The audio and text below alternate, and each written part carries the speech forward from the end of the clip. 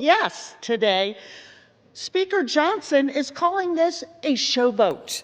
He's calling it dangerous. He is signaling the U.S. Senate to block it. Republicans continue to use their power to shield rich pedophiles from justice. If you can't stand up for these survivors, how can anyone trust you to stand up for them? I yield back. The gentlelady yields back. We yield. The gentleman reserves. Does the gentleman reserve? Yeah, we reserve. The gentleman from Ohio is recognized. We reserve. The gentleman reserves. The gentleman from Maryland is recognized. Yes, just very quickly, what happened under the Biden administration? Well, under the Biden administration, Ghislaine Maxwell was prosecuted for conspiring to sexually abuse and traffic girls in 2020. Right when in 2021, she was convicted. In December of 2021, after a month-long trial in Judge Nathan's courtroom, in 2022, Maxwell was sentenced to 20 years in prison under the Biden administration for sex trafficking and sexual abuse of minors. But when President Trump took office in January of 2025, they killed the investigation. They assembled all the materials, they got all the prosecutors together, and they terminated the investigation. I yield 1 minute to the distinguished gentleman from Illinois, Mr. Raja Krishnamurthy. The gentleman from Illinois is recognized. Thank you, Mr. Speaker. I rise in strong support to release the Epstein files. First, this issue is beyond party. It's a question of justice. Survivors have waited too long. Stop the delay. This is not a hoax. Release the files. Second, we must face a hard truth. Silence that shields the powerful is a betrayal of those they hurt. Congress must reject any attempt, including a presidential pardon or any form of clemency for Ghislaine Maxwell. This cannot be done. This would be a cover-up. We cannot allow clemency of any kind for Maxwell, not now, not ever. Survivors deserve justice. I urge a strong yes vote. Thank you. Yields back. Does the I want to thank the gentleman for his eloquent remarks. Pardons are for people who are contrite. Pardons are for people who are repentant. Pardons are not for people who lie. Every member of this body should immediately, verbally, vocally denounce the idea of clemency, commutation, or pardon for Ghislaine Maxwell, and we reserve. The gentleman reserves. The gentleman from Ohio is recognized. Yeah, we reserve, Mr. Speaker. The gentleman reserves. I yield 30 seconds to Ms. Leisure Fernandez. The gentlelady is recognized. There were thousands of girls and young women abused, trafficked, and used by Epstein, the elite and the powerful who believed they could get away with it. Epstein told the young victims that he controlled the banks and the government. Those women refused to be silenced, and today they have pierced the dark with their light. Anytime any girl is trafficked, molested, or abused, the world must stand up. Today, the House proves Jeffrey Epstein wrong. The Senate must do the same tomorrow. The gentleman reserves. The gentleman from Ohio is recognized. Thank you, Mr. Speaker. I yield 2 minutes to the gentleman from California. 1.5 minutes to the gentleman from California. The gentleman from California is recognized. I thank you, Chairman. Mr. Speaker, a minute and a half or an hour, the words would still have to be the same. We've all said that this will pass the House, perhaps unanimously today. I think all of us who have looked at the details of this particular bill know that it is flawed and that before it goes to the President's desk, it has to be amended as it can be amended in the Senate. And we call on the Senate to amend it so that we protect the innocent, so that we have the provisions that were intended perhaps to be in this bill but are not properly written. With that, President Trump has said, get it to his desk, he will sign it. President Trump has said he will do it. But I'm going to say to all of us, it is also important that we remember that Epstein is dead, but people live on, people who were innocent, people who in fact should not be named. We're not talking about the rich and the powerful, we're talking about the very victims. That is what we need to make sure is amended before it goes to the President's desk. And with that, I thank the chairman for his time. I think no more needs to be said that this body will vote for it all, But let's not kid ourselves. It has to be changed so that it properly protects both the tradition of the grand jury and clearly those innocent people that would otherwise be swept up. And I yield back. The gentleman's time has expired. The gentleman yields back. Reserve. The gentleman reserves. The gentleman from Maryland is recognized. This whole bill is about protecting the innocent. Mr. Speaker, the Senate must pass the bill as we are passing it today and as the President has said he would sign it after changing his position on the bill over the weekend when he could see the tidal wave of public opinion moving against him. Let's pass this bill, pass it in the Senate, sign the bill, and let us go ahead and release the complete file. I yield 30 seconds to the distinguished gentlelady from Arizona, Representative Ansari. The gentlelady is recognized. Mr. Speaker, the walls are closing in on Donald Trump and his rich and powerful friends who either abused or raped children or were enabling and complicit in these heinous crimes for decades. This vote today matters, but here is the truth. Donald Trump could direct the Department of Justice to release the files today. He is choosing not to. They are already under subpoena, led by oversight Democrats, and have refused. This is an ongoing cover-up by the Trump White House, and Mike Johnson and the House has been complicit. What is Trump hiding? Why not release the files today? This is a Time has expired. Release the files today. Thank you. The gentlelady's time has expired. The gentleman reserves. The gentleman from Ohio is recognized. Thank you, Mr. Speaker. I yield 2 minutes to the distinguished gentleman from New Jersey, Mr. Van Drew. The gentleman from New Jersey is recognized. Today I want to talk about hypocrisy. Let me be clear. I was from Jumpstart, a co-sponsor of this very bill. From the beginning, we should never protect pedophiles. But for months, my Democratic colleagues have done what they think is politically convenient through all the yelling, through all the tears, through all the sadness. They say releasing the Epstein list is of grave concern to them. If that was true, where were they during the 4 years of the Biden presidency? Why didn't they demand the release of these files from Jumpstart in year 1? Mr. Speaker, why didn't they ask for them in year 2? Or if that wasn't good enough, maybe in year 3. They had control. Or not even in his final year of office. Other than a single letter the ranking member wrote in 2019, a single letter, not one Democrat on the committee spoke out about Epstein or his victims of this very terrible tragedy, other than to say that he didn't like the plea deal. Let me say this. When they stand here today insisting how badly they want these files released, why didn't they do it? Yet they stayed silent for year after year after year after year under Joe Biden. It's impossible. Mr. Speaker, it is impossible to see that as genuine. What I see is a group more focused on scoring political points and drama than on protecting abused children. The record is clear. Under Republicans, far more information has been released in the last 6 months than was done during all 4 years of the previous presidency under Joe Biden. We've actually been the party of transparency. We've released the information. We've told the truth. Unfortunately, and I'm sad to say it, they have been the party of hypocrisy. Mr. Chair, I reel back. The gentleman yields back. The gentleman reserves. The gentleman from Maryland is recognized. You know, I've never heard a more defensive presentation in my life than what we're hearing from over there. The gentleman should spend a little less time pointing out hypocrisy and a little more time trying to ferret out cruelty, humiliation, and rape. And that's what we're working on. I yield 30 seconds to the distinguished gentleman from California, Mr. Min. The gentleman from California is recognized.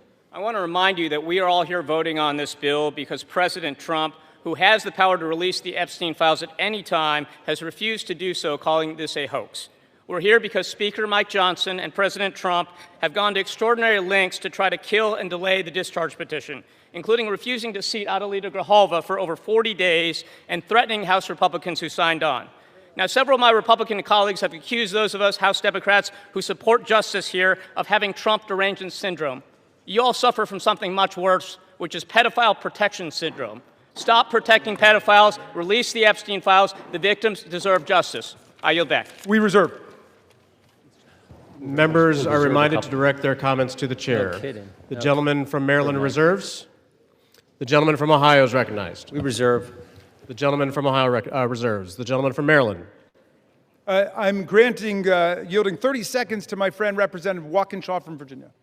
The gentleman is recognized. For years, Mr. Speaker, we have watched dangerous conspiracies like Pizzagate and QAnon shape our political landscape.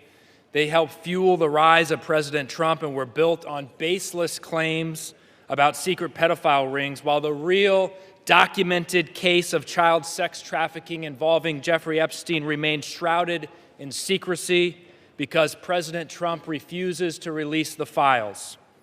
What is President Trump hiding? Why won't he release the files? The House finally has the opportunity to act, release the files, and let the American people see the truth. I yield back. The gentleman yields back. We reserve. The gentleman reserves. The gentleman from Ohio is recognized.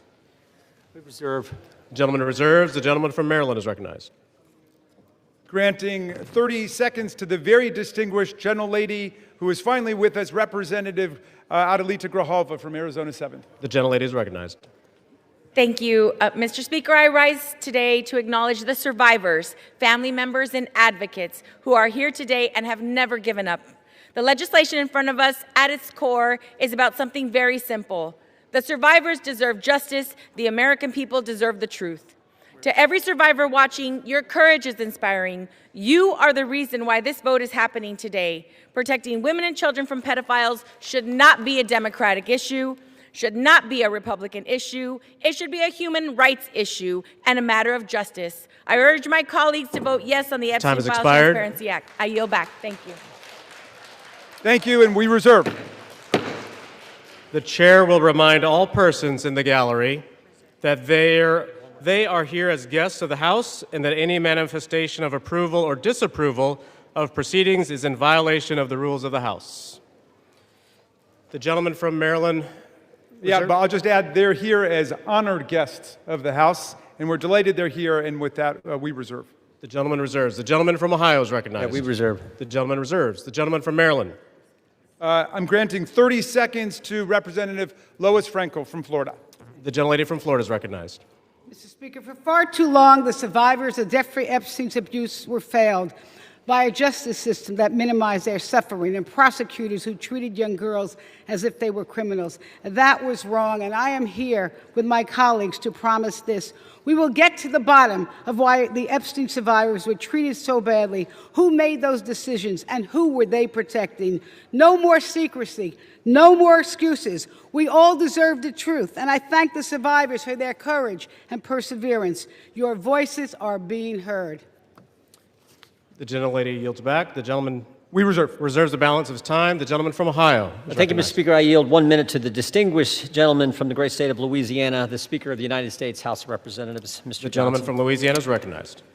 Thank you, Mr. Speaker. Thank you, Chairman Jordan, for doing such an extraordinary job on all of this. For 43 long days, the Democrats held this House and the entire country hostage. Finally, with the lights back on, this body's returning to our regular legislative session. We have a lot of work to do. My colleagues on this side of the chamber are ready and eager to get back to our urgent legislative work that we promised the American people we would do. We've got to continue lowering the cost of health care. We've got to bring down prices for American families, and we've got to finish the regular appropriations process, just to name a few of those priorities.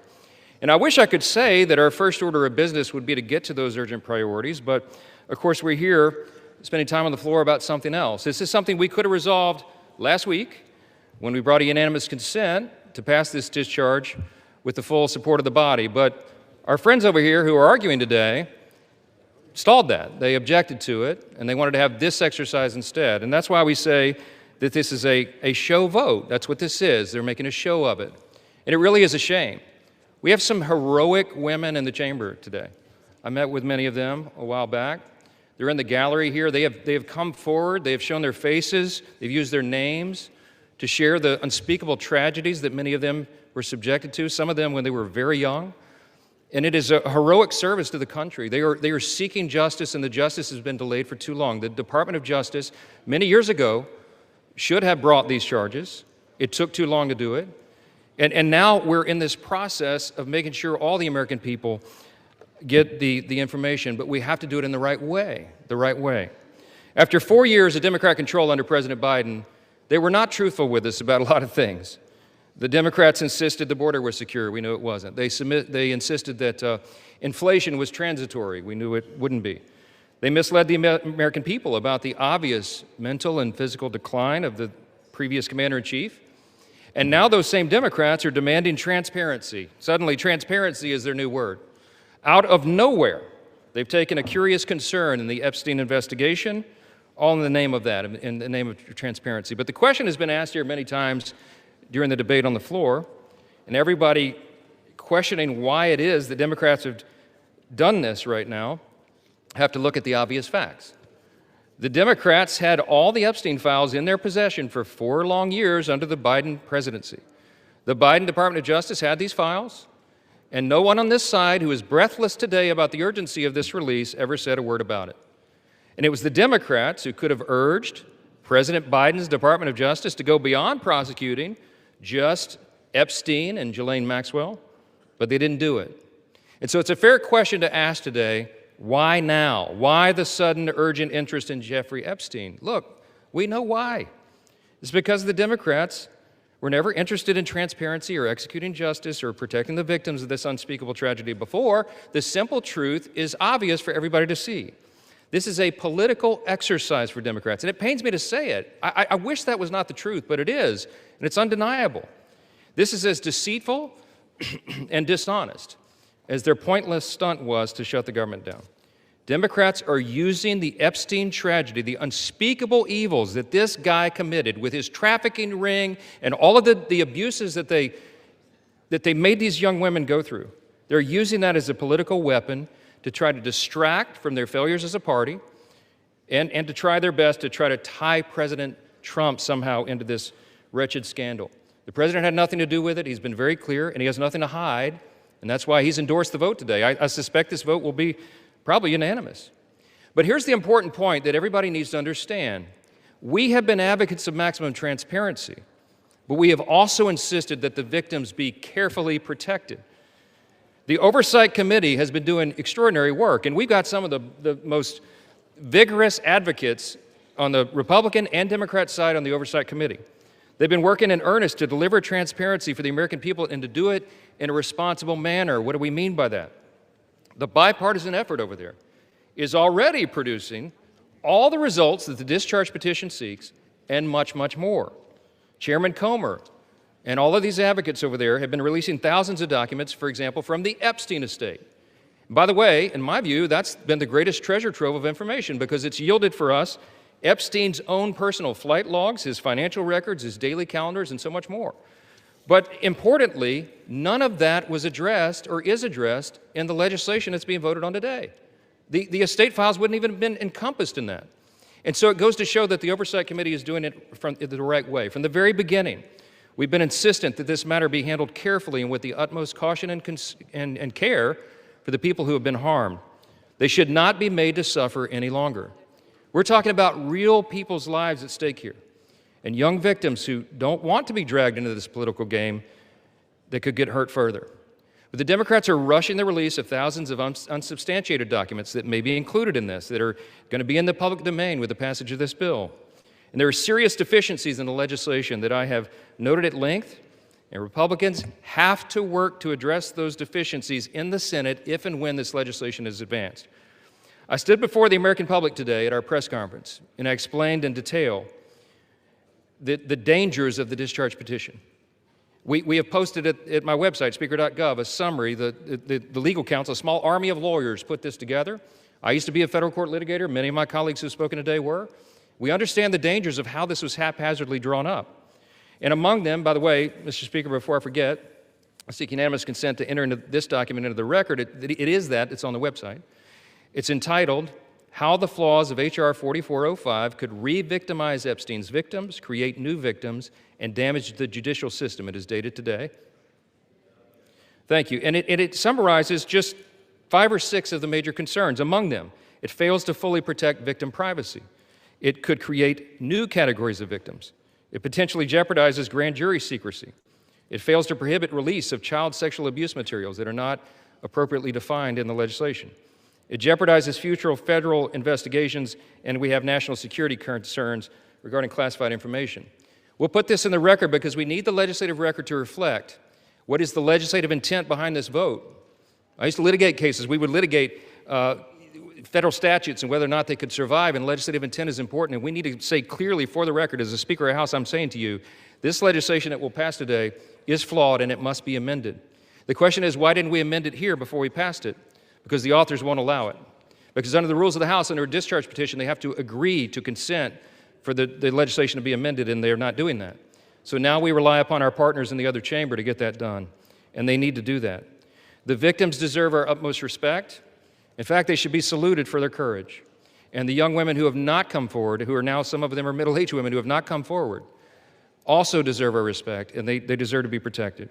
Republicans support transparency. We want maximum transparency, especially when it comes to disclosing the names of anybody who had anything to do with these evils, anybody who conspired with or aided in any way Jeffrey Epstein. They must be brought to justice. We want the bill to be amended so it doesn't, at the same time, violate victim privacy, create new victims, disclose the names of any whistleblower or informant, cause the release of grand jury materials or child sexual abuse materials, or undermine our national security. And if and when the Senate takes this up, we will work with our colleagues over there to make sure that these things are corrected. I'll just close with this simple thought. We've been at this a while. It's drug on for a while, but it's time for this to come to light. I expect that this will be a unanimous vote, and it will reflect what I think every member in this chamber, and I'll say this now, at least in recent days, every member of the chamber on the Democrat side, they didn't say anything for 4 years, but they're for maximum transparency now, and so is this side. But we want to do it in a respectful and careful manner so that we don't subject innocent people to further harm. And that has been the whole thing. I told all my members today I'll be voting yes on this, and I suspect almost everyone will. We'll send it to the Senate, and we hope it's corrected. Thank you for the time, Mr. Speaker, and I yield back. Gentleman reserves. The gentleman from Maryland is recognized. I'm yielding to Mr. Gomez for the sole purpose of making a parliamentary inquiry. Mr. Gomez is recognized. Mr. Speaker, I rise to ask a point of parliamentary inquiry. Is this an appropriate time to point out that the Republicans named children's savings account in their so-called one big beautiful bill after Donald Trump, someone connected to one of the most notorious pedophiles in this country, or that the Speaker of the House just lied on the floor by stating that there was protections, there isn't protections for the victims in the Epstein bill. The gentleman is no longer recognized. The gentleman from Maryland, you are recognized. Thank you. I am prepared to close. I've got no more speakers on my side. The gentleman reserves. Gentleman from Ohio is recognized. Thank you, Mr. Speaker. No. Gentleman from Ohio has 30 seconds.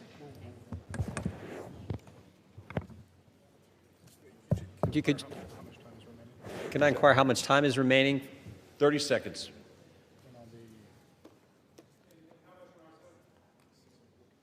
Six minutes, 15 seconds. Take 30 his. We reserve. Gentleman reserved. Gentleman from Maryland is recognized. I'll take the opportunity of the Speaker's presence to respond to some of the things that he said. In the very presence of the victims and the survivors who come to join us today, the Speaker said that now would be a time we should be working on urgent legislative work. Mr. Speaker, justice is urgent legislative work. The truth is urgent legislative work. The Speaker says, why now? Why now? Well, Mr. Speaker, you were the one who refused to swear in Adelita Grajova for 50 days. We would have done it 50 days ago, but she provided the 218th signature on the discharge petition. So why now? It was because of your dilatory tactics, your delay, your postponement of it. Now, the gentleman says that there are not sufficient protections. There are protections in the bill for the victims to make sure that their names will be redacted. And yet we hear even the Speaker of the House of Representatives openly inviting the U.S. Senate to start finger painting on this bill, which we have waited more than 5 months to bring to the floor. The Senate should pass the bill exactly as it's written. The President should sign it exactly as he said he would when he finally changed his mind. And the Epstein file must be released. Moreover, if the President is serious about what he's saying, he's got the power to release the Epstein file right now. Nobody's stopping him. It's within his possession. It's within his control. He can release the whole thing, and he can redact the names of the victims and others who are innocent in this process. Mr. Speaker, Speaker Johnson said that these are unspeakable evils. Well, because of the bravery and the invincible courage of the women who've joined us today, they're no longer unspeakable. They're spoken. They're articulated. The cat is out of the bag, and we know what's been going on for decades. It's been a double standard of justice, going all the way back to Alex Acosta, who later got rewarded with a cabinet appointment in the Trump administration. Alex Acosta had a 60-count federal indictment ready to go against all kinds of people for an interstate sex trafficking conspiracy with solicitation, with child sex abuse, all of it. And he traded that 60-count federal indictment for 1 count in state court. And Jeffrey Epstein ended up getting the sweetest of sweetheart deals ever on the plea bargain front. He was free from 8 a.m. to 8 p.m. to do whatever he wanted and continuing to perpetrate his crimes and run his conspiracy. And then he would come and he would watch TV and spend the night in jail. And it was over in about a year after the rape and sexual abuse of hundreds and hundreds of girls. And he kept going and he kept at it. We want the whole truth to come out. This is the United States of America. Even the British monarchy wouldn't put up with this. How about the American democracy? How about we say, no way, we're not going to allow this cover-up to go on for 1 day more. And I'm glad the president changed his mind after pulling out all the stops to try to get one of our Republican colleagues to change their mind, to remove their name from the discharge petition. He gave up. And I want to salute the gentlelady from Colorado from having the courage to stand her ground in the Situation Room in the White House and say, no, she wasn't going to be bullied. No. So I'm glad the president changed his mind. But let's be clear, Mr. President, you've got the power today to release the entire file. That's what you called for. That's what Pam Bondi called for. That's what Kash Patel called for. So we don't need anybody calling for the Senate to slow things down for more weeks and more months. The American people have had it. We'll reserve. Gentleman reserves. Gentleman is reminded to direct your comments to the chair and not your colleagues. The gentleman from Ohio is recognized, and you do have 90 seconds remaining. Correction. Thank you, Mr. Speaker. I yield 30 seconds to the gentleman from Texas. Gentleman from Texas is recognized. The Democrat Party, with help from the dishonest media, used the Epstein files not to seek justice from the victims, but to smear President Trump. And it's sickening, quite sickening. The Democrats have used the Epstein files to distract the American people from the wins President Trump and his administration have delivered for the American people for the last 11 months. I'm proud to work with my Republican colleagues on the House Oversight Committee in coordination with the Justice Department. 65,000 pages of documents are related from Epstein released. What have my Democrat colleagues done? They selectively leaked and altered documents to mislead the American people. As President Trump has stated, we have nothing to hide here. I'm voting to release the files so that we can move on from this smear campaign the Democrats have manufactured. God bless Gentleman's Donald J. time has Trump. expired. Gentleman from Maryland is recognized. Reserve the balance of my time. Gentleman reserves. Gentleman from Ohio reserves. Gentleman from Maryland is recognized. All right. How much time do I have to close? You have 2 minutes. Thank you, Mr. Speaker. And I want to thank all of America for tuning in to this. I want to thank Representatives Massey and Khanna, Representative Green, all of those who have insisted upon bringing the truth forward and a reckoning with the reality of one of the worst international child sex trafficking rings ever to exist in the United States and the cover-up attendant to it. We've got the opportunity today to do justice for the victims, for the survivors who have come forward to say that the voice of the victims and the survivors must be put at the very center of our deliberations. Not shunted off to the side, not submerged, not subordinated, but put at the very center. We must hear from the people who themselves were victimized by this nightmare. Now, our colleagues across the aisle seem to want to make this into some sort of partisan contest. I haven't heard so much talk about the Democrats since the Democratic National Convention.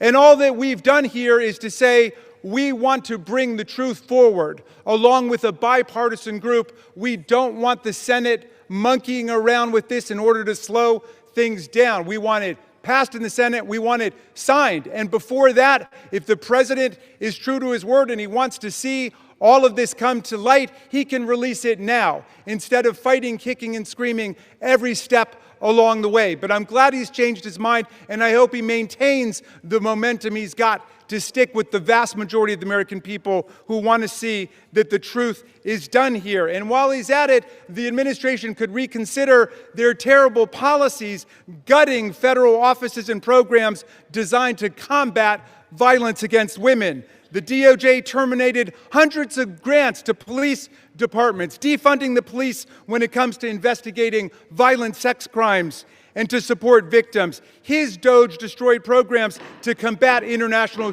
human trafficking rings. Let's get back on the side of the women. I yield back. Gentleman yields back. The gentleman from Ohio. Thank you, Mr. Speaker. Thank you, Mr. Speaker. The Speaker Johnson said it right. Why now after 4 years of doing nothing? Because going after President Trump is an obsession with these guys. Best example is John Brennan testified in front of our committee under oath, said he was not involved with the dossier. Only problem is Tulsi Gabbard declassified a report, released that report, and it said exactly the opposite. And she related a story in there where a CIA official went up to Mr. Brennan and said, we shouldn't include this in the report. And John Brennan's response was, yeah, but doesn't it ring true? Forget the facts, forget the truth, go after Trump, put it in. Same dynamic at work here. We're all for protecting innocent victims. We're all for exposing the bad guys who did bad things. But this is an obsession with the left. For 10 years, it's going after President Trump. So vote yes. Make sure the bad guys are held accountable. We all want to do that. Speaker Johnson's right. I think it's going to be unanimous. But understand what they're doing, because they had 4 years and didn't do a darn thing. With that, I yield back. Gentleman yields back. The question is, will the House suspend the rules and pass the bill H.R. 4405? Those in favor say aye. Those opposed say no. In the opinion of the chair, two-thirds being in the affirmative, the rules are suspended. The bill is passed, and without Can I request a recorded objection, vote, Mr. Speaker? The gentleman from Maryland is recognized. Yeah, I'm requesting a recorded vote. The gentleman from Maryland has requested a recorded vote. Those favoring a recorded vote will rise. A sufficient number having risen, a recorded vote is ordered. Members will record their votes by electronic device. Pursuant to Clause 9 of Rule 20, this 15-minute vote on the motion to suspend the rules will be followed by 5-minute votes on ordering the previous question on House Resolution 879, adoption of House Resolution 879 if ordered, and adoption of House Resolution 878. This is a 15-minute vote.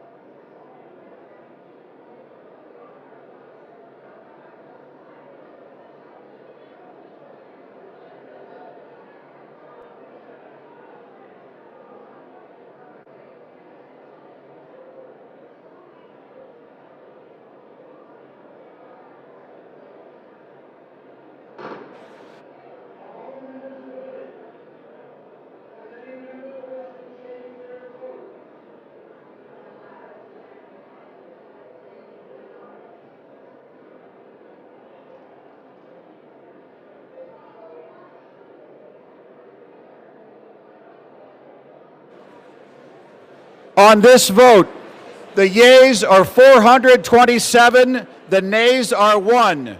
2/3 being in the affirmative, the rules are suspended, the bill is passed, and without objection, the motion to reconsider is laid on the table.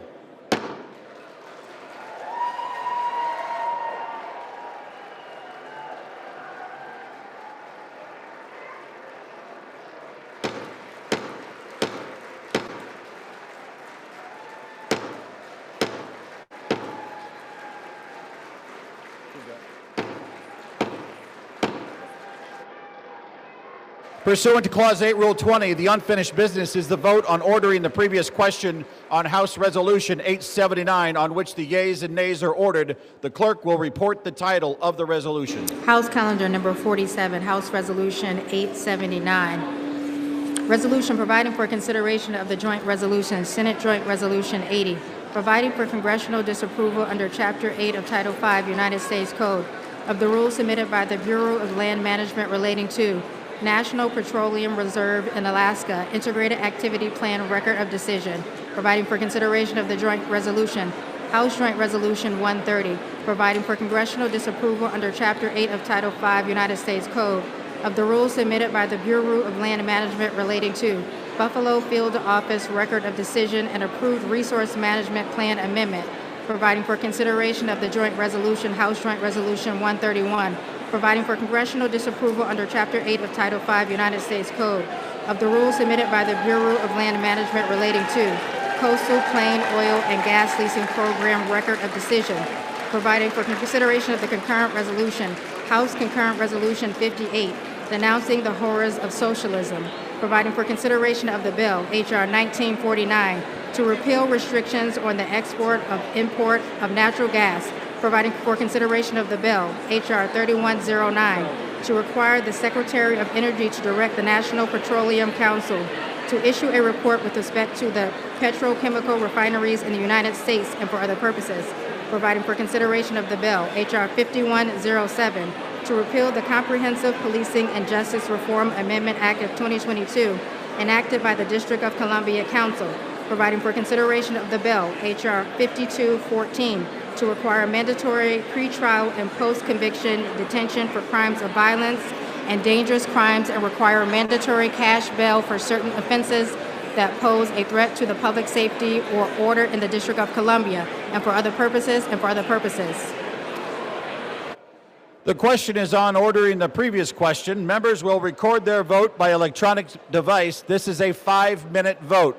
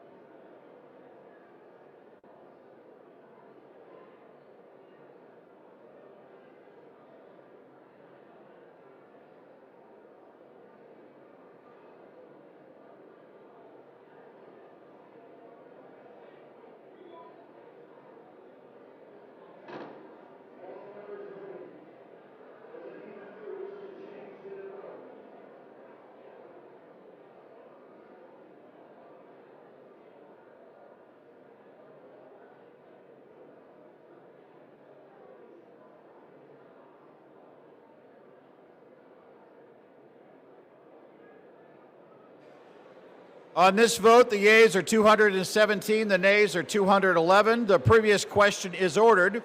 The question is on the adoption of the resolution. Those in favor say aye. Those opposed say no. No. In the opinion of the chair, the ayes have it. Speaker, For what purpose does the gentleman from Massachusetts rise? I ask for a recorded vote. A recorded vote is requested. Those favoring a recorded vote will rise. A sufficient number having risen, a recorded vote is ordered. Pursuant to Clause 8 of Rule 20, further proceedings on this question will be postponed.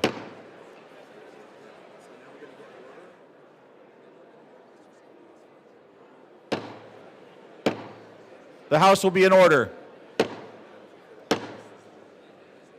The House will come to order. The House will come to order.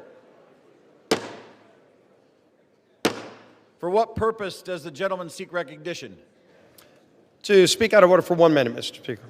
Without objection, the gentleman is recognized. Thank you, Mr. Speaker. Today I rise to recognize a man whose dedication, steadiness, and wisdom have shaped not only my work in this chamber, but the work of this institution itself. I'm talking about my Chief of Staff, Brett Horton.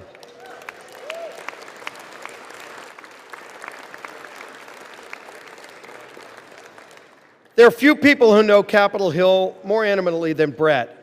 For 15 years... Gentlemen will suspend. The House will be in order. For 15 years, he's been by my side. He began as my counsel in 2010 and worked his way through some of the most demanding, consequential roles in the House. Policy Director at the Republican Study Committee, Floor Director in the Majority Whip's office, and for the last decade, my Chief of Staff in both the Whip's office and the Leader's office. To me and to countless members of Congress and staff, Brett Horton has been far more than a colleague. He's been a trusted advisor, steady in his approach, wise in his counsel, and deliberate in his words and actions.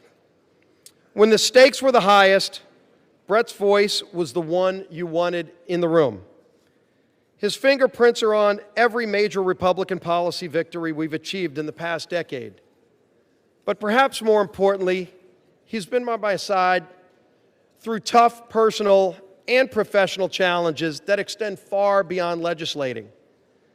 In the aftermath of the congressional baseball shooting, an event that shook my family, my staff, and this entire conference in Congress, Brett's leadership and friendship were unwavering.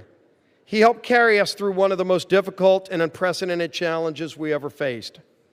Mr. Speaker, public service at this level demands trust, character, and unwavering duty for the institution that is this United States Congress.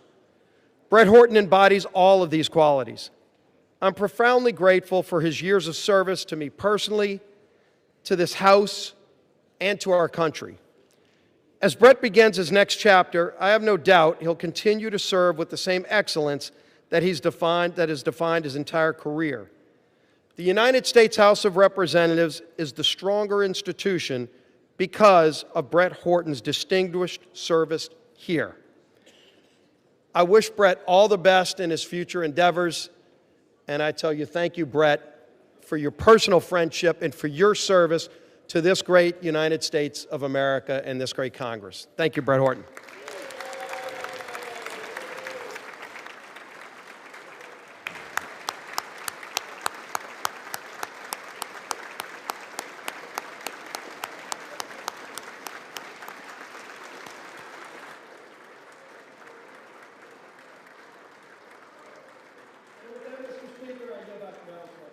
Gentleman yields back. Pursuant to Clause 8 of Rule 20, the unfinished business is the vote on the adoption of House Resolution 879, on which a recorded vote is ordered.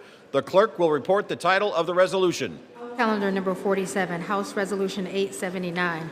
Resolution providing for consideration of the joint resolution, Senate Joint Resolution 80, providing for congressional disapproval under Chapter 8 of Title 5 United States Code of the rules submitted by the Bureau of Land Management relating to National Petroleum Reserve in Alaska Integrated Activity Plan Record of Decision, providing for consideration of the joint resolution, House Joint Resolution 130, providing for congressional disapproval under Chapter 8 of Title 5 United States Code of the rules submitted by the Bureau of Land Management relating to Buffalo Field Office Record of Decision and approved Resource Management Plan Amendment, providing for consideration of the joint resolution, House Joint Resolution 131, providing for congressional disapproval under Chapter 8 of Title 5 United States Code of the rules submitted by the Bureau of Land Management relating to Coastal Plain Oil and Gas Leasing Program Record of Decision, providing for consideration of the concurrent resolution, House Concurrent Resolution 58, denouncing the horrors of socialism, providing for consideration of the bill, H.R. 1949, to repeal restrictions on the export and import of natural gas, providing for consideration of the bill, H.R. 3109, to require the Secretary of Energy to direct the National Petroleum Council to issue a report with respect to the petrochemical refineries in the United States and for other purposes, providing for consideration of the bill, H.R. 5107, to repeal the Comprehensive Policing and Justice Reform Amendment Act of 2022, enacted by the District of Columbia Council, providing for consideration of the bill, H.R. 5214, to require mandatory pre-trial and post-conviction detention for crimes of violence and dangerous crimes and require mandatory cash bail for certain offenses that pose a threat to the public safety or order in the District of Columbia and for other purposes and for other purposes. The question is on the adoption of the resolution. Members will record their votes by electronic device. This is a 5-minute vote.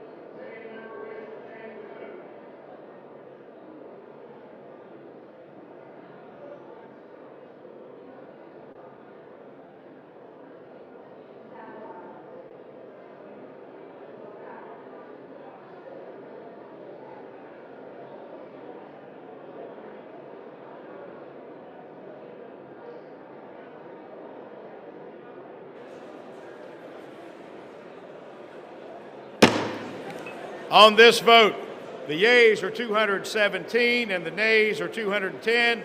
The resolution is adopted without objection. The motion to reconsider is laid on the table.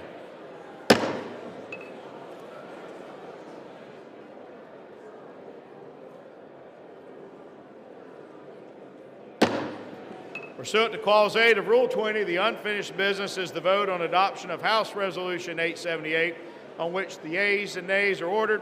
The clerk will report the title of the resolution. House Resolution 878, resolution disapproving the behavior of Representative Jesus G. Chuy Garcia of Illinois. The question is on adoption of the resolution. Members will record their votes by electronic device. This is a 5-minute vote.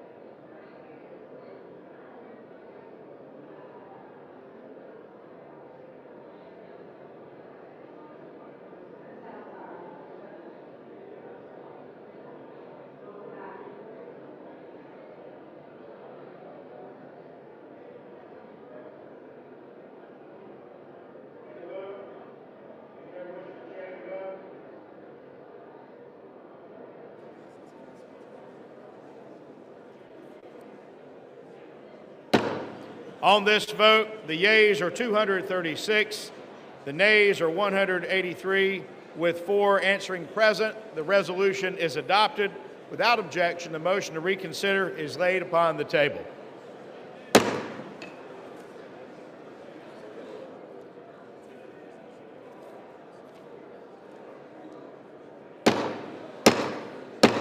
The House will come to order. The House will come to order. For what purpose does the gentleman from South Carolina seek recognition? Mr. Speaker, pursuant to Clause 2A1 of Rule 9, I rise to give notice of my intent to raise a question of the privilege of the House.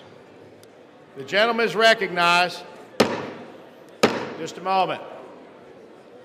Members of the House will come to order. Chair would ask members to please take conversations off the floor. The gentleman is recognized. Mr. Speaker, my House Resolution 888, censoring and condemning Delegate Stacey Plaskett and removing her from the House Permanent Select Committee on Intelligence for conduct that reflects the discredibility on the House of Representatives for colluding with convicted felon and offender Jeffrey Epstein during a congressional hearing. Whereas Stacey Plaskett, the delegate representing the United States Virgin Islands in the House of Representatives, inappropriately coordinated in real time with convicted sex offender Jeffrey Epstein in a congressional hearing in February of 2019. Whereas Delegate Plaskett was actively coached by Epstein during the hearing, receiving instructions on specific lines of questioning, and was congratulated after the message by Mr. Epstein, good work. Whereas Jeffrey Epstein, the Speaker of the House is not in order. The gentleman has the floor. The chair would again ask the body to please observe decorum and keep conversations to a minimum. The gentleman has the floor.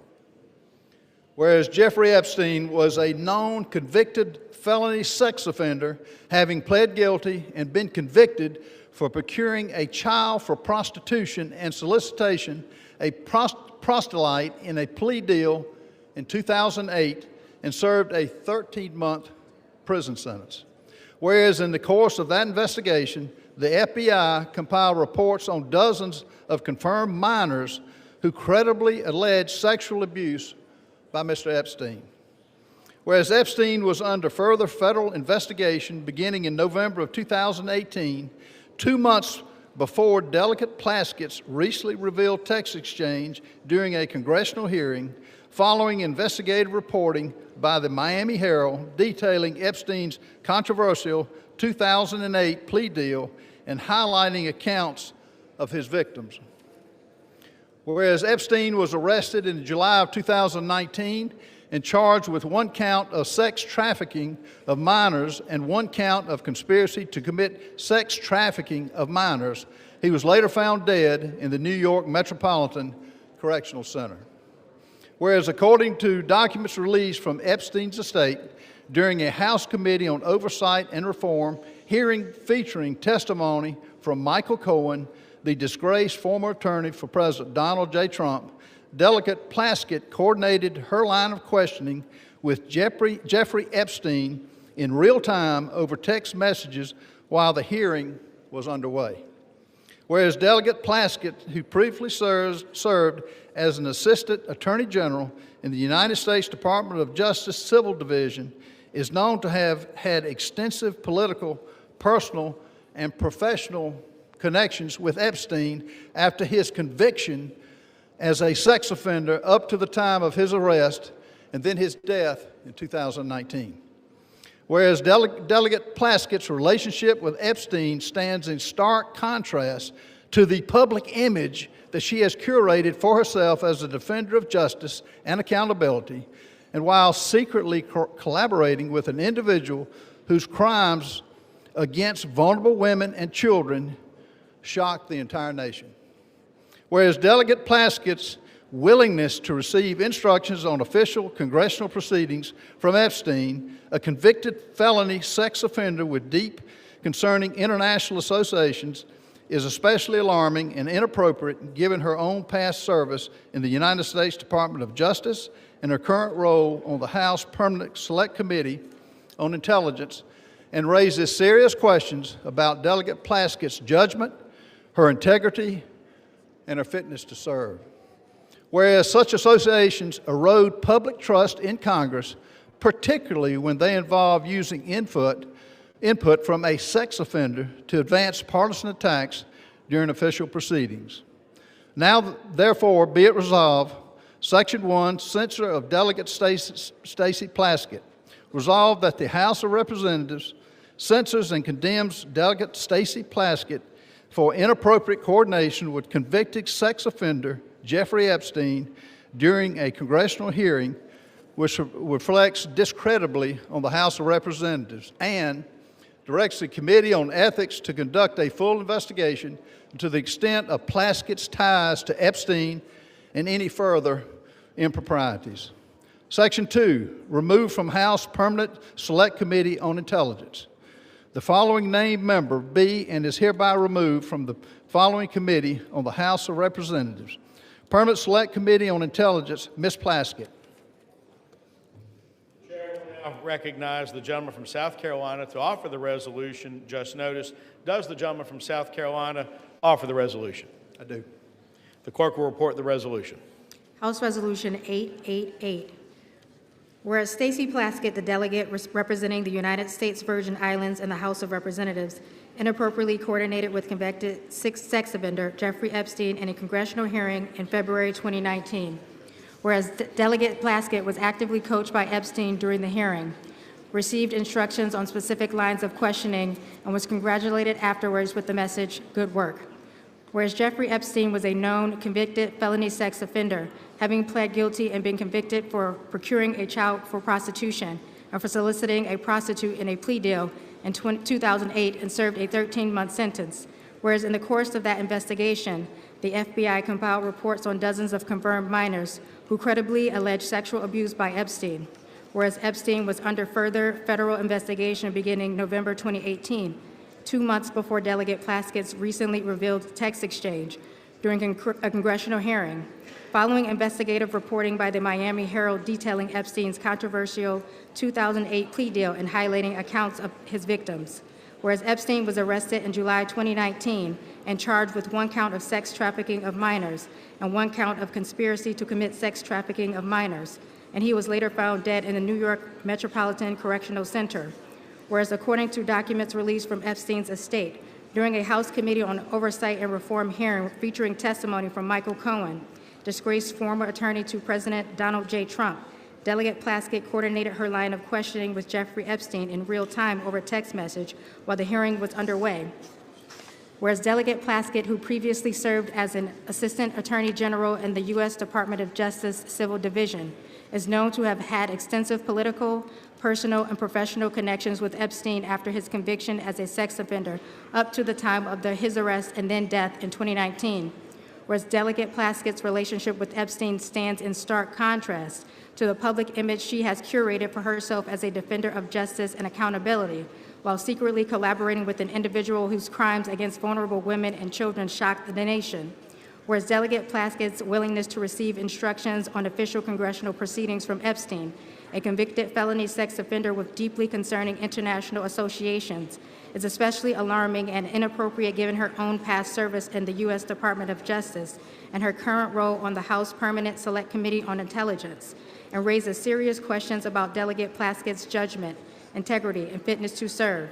And whereas such associations erode public trust in Congress, particularly when this involves using input from a sex offender to advance partisan attacks during official proceedings, now therefore be it resolved. Section 1, Censure of Delegate Stacey Plaskett.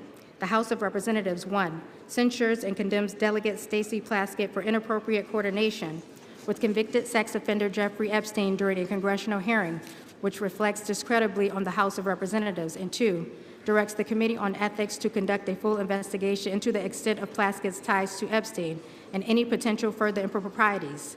Section 2, removal from House Permanent Select Committee on Intelligence. The following named member be and is hereby removed from the following committee of the House of Representatives. Permanent Select Committee on Intelligence, Ms. Plaskett. The resolution qualifies. For what purpose does the gentlelady from Massachusetts rise? Mr. Speaker, I have a motion at the desk. The clerk will report the motion. Ms. Clark of Massachusetts moves to refer the resolution to the Committee on Ethics. The gentlelady from Massachusetts is recognized for 1 hour. Mr. Speaker, today we have finally taken a vote that recognizes the need for the survivors and victims of Jeffrey Epstein to have justice and transparency. And not minutes later, the gentleman from South Carolina is filing yet another partisan resolution. I ask all of my colleagues to support this motion to refer this to the Ethics Committee, and I yield back my time. Without objection, the previous question is ordered. The question is on the motion to refer. All those in favor say aye. Aye. All those opposed say no. No. In the opinion of the chair, the noes have it. Mr. Speaker, and the motion is not up. What Mr. purpose? Speaker, I request to call the yeas and nays. The yeas and nays are requested. Those favoring a vote by the yeas and nays will rise. A sufficient number having risen, the yeas and nays are ordered. Members will record their votes by electronic device. 5 minutes will be allowed for this vote.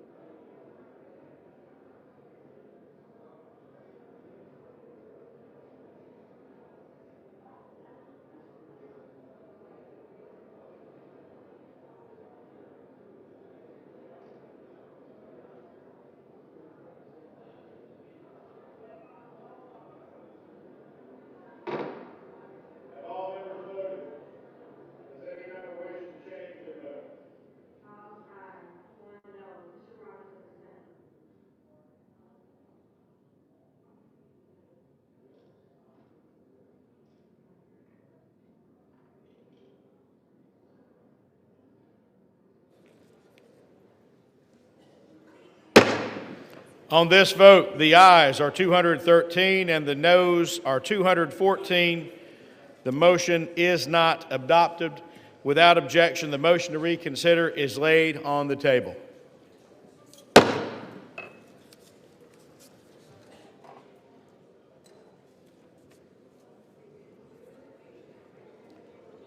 Pursuant to Clause 2 of Rule 9, the gentleman from South Carolina, Mr. Norman, and the gentleman from Maryland, Mr. Raskin, each will control 30 minutes. The chair recognizes the gentleman from South Carolina. Thank you, Mr. Speaker. And just a moment. The chair would ask the House to come to order again, ask members to take conversations off the floor so that the members can be given due accord and respect during the period of debate. The gentleman has the floor. Thank you, Mr. Speaker. I rise today because the House of Representatives has a responsibility and a duty to protect the integrity of this institution. And what we learned from the documents released by Jeffrey Epstein's estate is nothing short of alarming. Those documents show that Delegate Stacey Plaskett, a sitting member of Congress, coordinated her questioning during an official oversight hearing with a man who is a convicted sex offender, a man whose crimes against minors shocked this entire nation. Let me be clear, this was just not casual contact. There were deliberate communications, and they shaped her official line of questioning in a congressional hearing. The American people expect honesty, the American people expect integrity and judgment from their elected officials. They expect members of Congress to conduct themselves with one word: decency, not to seek advice from a predator who exploited minor children. This resolution does not accuse. It acknowledges what is documented. It censures Delegate Plaskett for her conduct, removes her from the Intelligence Committee, where her judgment is paramount, and directs a full investigation into the extent of her relationship with Mr. Epstein. Some will try to spin this as politics, but protecting the honor of this body is not partisan. It's not Democrat, it's not Republican. Standing against a convicted predator's influence in our proceedings is not partisan. It's basic decency. We cannot pretend this didn't happen. The American people deserve better. Speaker, I reserve. The gentleman reserves. The gentleman from Maryland is recognized. Thank you kindly, Mr. Speaker. I yield myself such time as I may consume. The gentleman is recognized. And I rise in opposition to this resolution. We're here today on the floor to support the complete disclosure of information related to Jeffrey Epstein and his billion-dollar international child sex trafficking ring. And our side of the aisle, at least, supports the release of information relating to anybody who had anything to do with it, whether they're a Republican, a Democrat, an independent, or what have you, period. We insist on complete, full disclosure. This resolution has nothing to do with that. This seems to me to be one more pathetic effort to distract and divert attention from the fact that the president's name appeared more than 1,000 times already in the small fraction of material released on Epstein, and from the failure of the majority to move to disclose this information. And it is this bipartisan group that we've had behind the discharge resolution which has insisted on bringing this to the fore, and we've got nothing but obstruction, opposition, resistance, evasion, distraction, and diversion from the other side. And now we get one more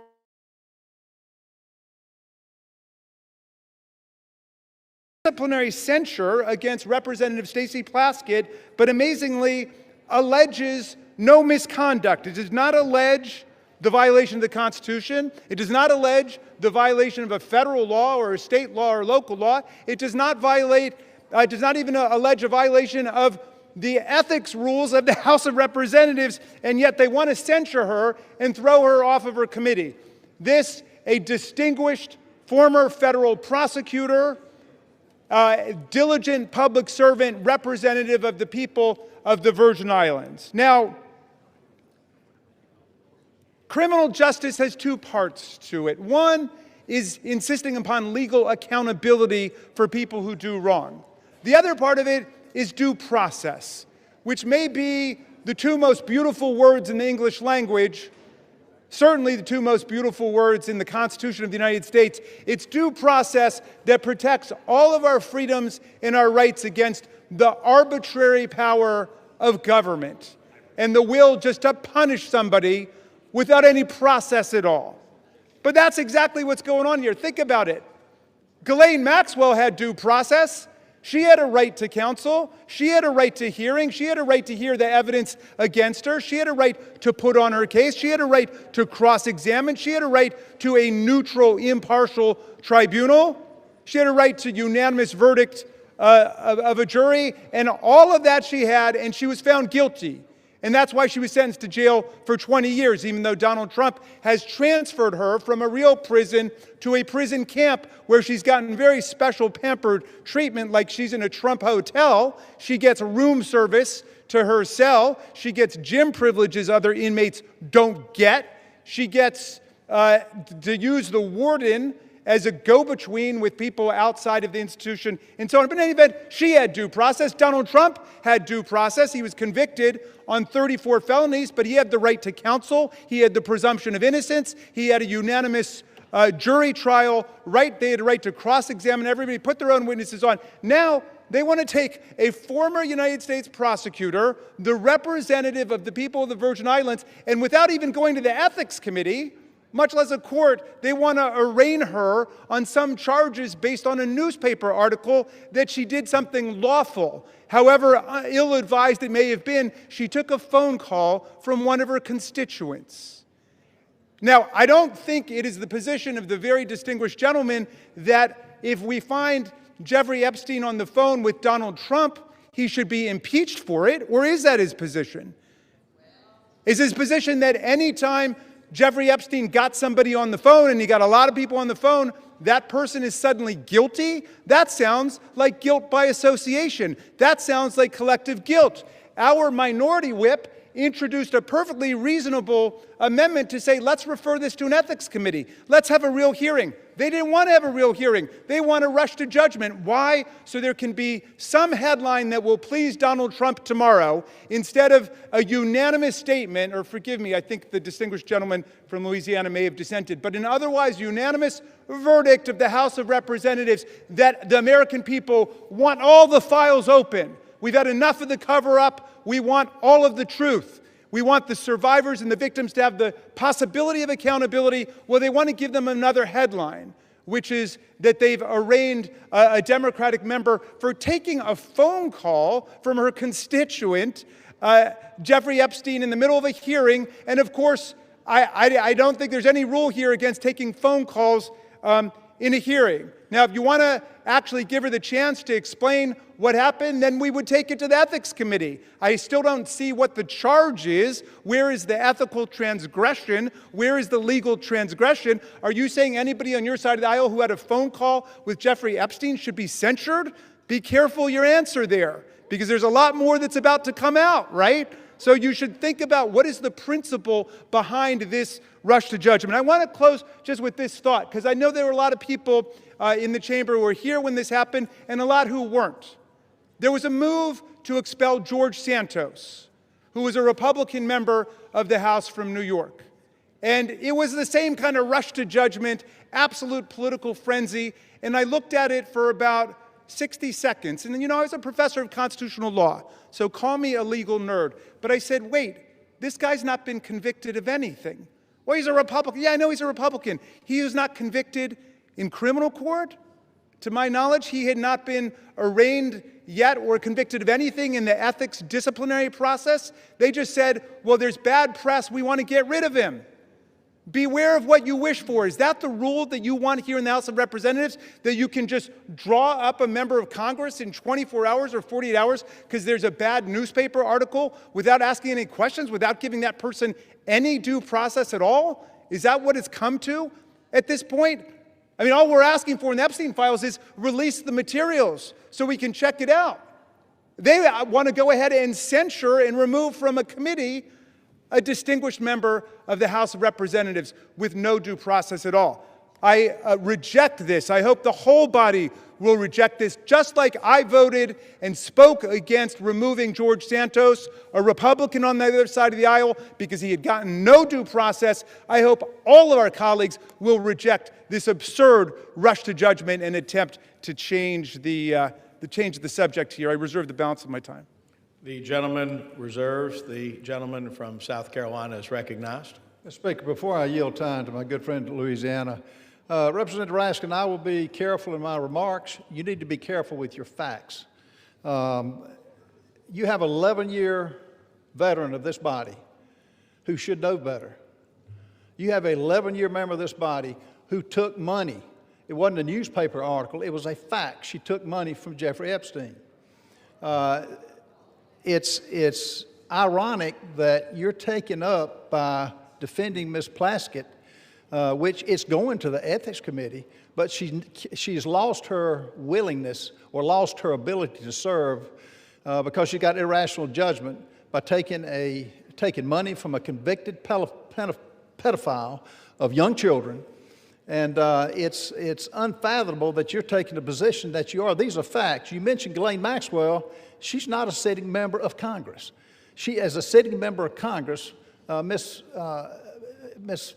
she has relinquished any sense of duty to serve on these committees. With that, I want to yield as much time as needed for my good friend Louisiana, Mr. Clay Higgins. And the chair would remind all members to please avoid engaging in personalities to direct all comments through the chair. The gentleman from Louisiana is recognized. I thank my colleague, Mr. Norman from South Carolina, and I thank my colleague, Mr. Raskin, for the salient points that he has brought to this debate. I also defended George Santos on this floor and opposed the means by which he was expelled. I think it was beyond the pale, and this is a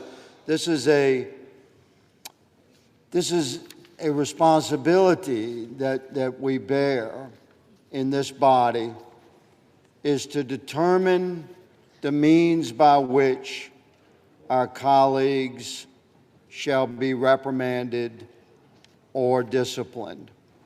And the Constitution is clear on this. My friend Mr. Raskin knows full well that this body controls the means by which and the rules by which the members of Congress shall be disciplined. So we've had variances of opinions regarding, the exact disciplinary actions that should be embraced or rejected, member by member. But let me say that in this case, Ms. Plaskett's receiving text messages, this was so alarming to me. When I saw this and read it, I didn't believe it. I say to my friend, I thought perhaps it was media from a satirical site. It couldn't possibly be true, because we all know that a text message, a text exchange is rather intimate in the realm of communications.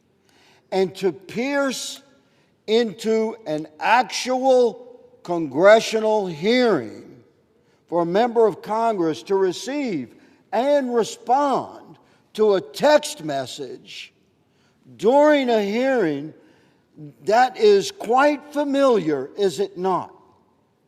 And this was shocking to me, that a member of Congress would be exchanging text messages directly with Jeffrey Epstein in 2019, at which time he was being prosecuted federally by the first Trump administration. He had received some nature of a sweetheart deal back in 2007 and avoided federal prosecution by pleading no contest to some level of state prosecution, where he was sentenced, Mr. Speaker, to 13 months. My understanding, he did 11 months, and at the easiest time that could be done. He walked every day during the day on a work release program. So that sweetheart deal, let me say, should be looked at. And now, to my horror, who has come to light that should be looked at? What was her involvement? Was there some involvement then? She's a good lady from the Virgin Islands. Where did Jeffrey Epstein live? In the Virgin Islands. She was a constituent in 2019. Was she a friend in 2007? During her service to the DOJ, which my friend has brought up, was there any interactions? These are the questions we have. The good lady from the Virgin Islands has crossed the threshold of reasonable suspicion, and therefore she should be investigated. During said investigation by ethics, and I would recommend by DOJ, and I would recommend by oversight and judiciary committees. Meanwhile, she should absolutely be removed from the House Select Committee on Intel. This, Mr. Speaker, is my position. I presented without note for the betterment of the debate of this body, and I yield my time back to the gentleman from South Carolina. Speaker, I reserve. From South Carolina, the gentleman from South Carolina reserves. The gentleman from Maryland is recognized. Thank you, Mr. Speaker. It's always a pleasure to hear my friend from Louisiana. Both of the Republican speakers have said this demands an ethics investigation. I think Mr. Higgins just said it should be investigated by oversight and by judiciary, as well as by ethics, as well as by others.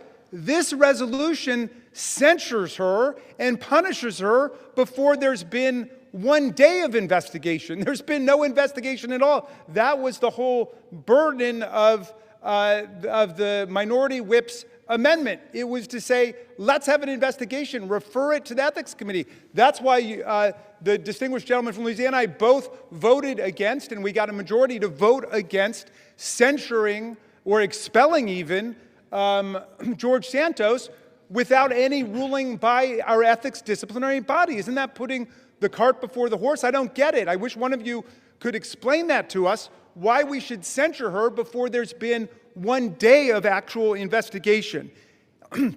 If being on the phone with one of our constituents, even an evil, sinister force like Jeffrey Epstein, and of course, he has said that he considered Donald Trump the most evil person he ever met. He said, without a redeeming bone in his body. So I agree, people can say different things, but Jeffrey Epstein, to me, disgraced himself. But in any event, people want to know, well, what were the contents of that conversation? Why was Ms. Plaskett doing that? I'm sure she's got a good explanation. We're talking about a distinguished lawyer and federal prosecutor who was in the middle of a hearing, which is something that members do all the time, is to talk to people in hearings about different things. But let me ask, if it's now the standard that just to be on a phone call with somebody establishes guilt by association, what about all the members of this body or of the U.S. Senate who were on the phone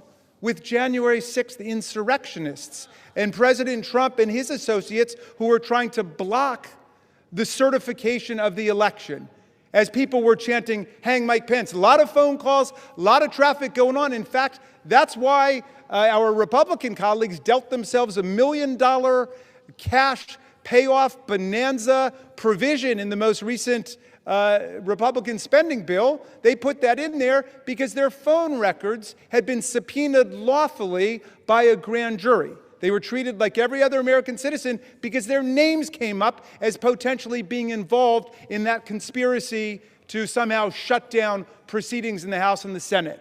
Now, are we saying just because they were on a phone call, they're guilty of something, we should strip them of their committee assignments? We should censure them? Have we gotten to that point?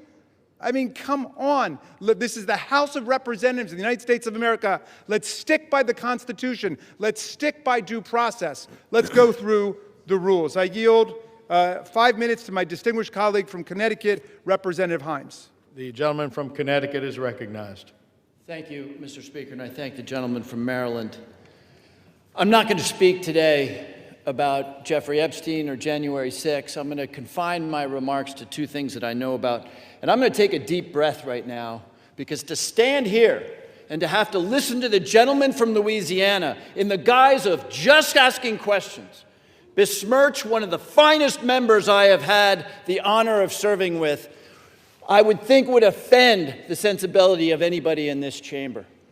But I'm going to limit my remarks to two things I know very well. Number one, the House Permanent Select Committee on Intelligence and what we need to do to preserve that very special environment. And number two, the character of Delegate Stacey Plaskett. On HPSCI, I've served for 10 years. And with Chairman Turner and now with Chairman Crawford, we have fought for that decade to keep the Select Committee on Intelligence immunized from the sewage that flows through this chamber, the partisan attacks, the hideousness. And by and large, we've been pretty successful, with one exception, when that committee got involved in the political investigation around Ukraine in the first Trump administration.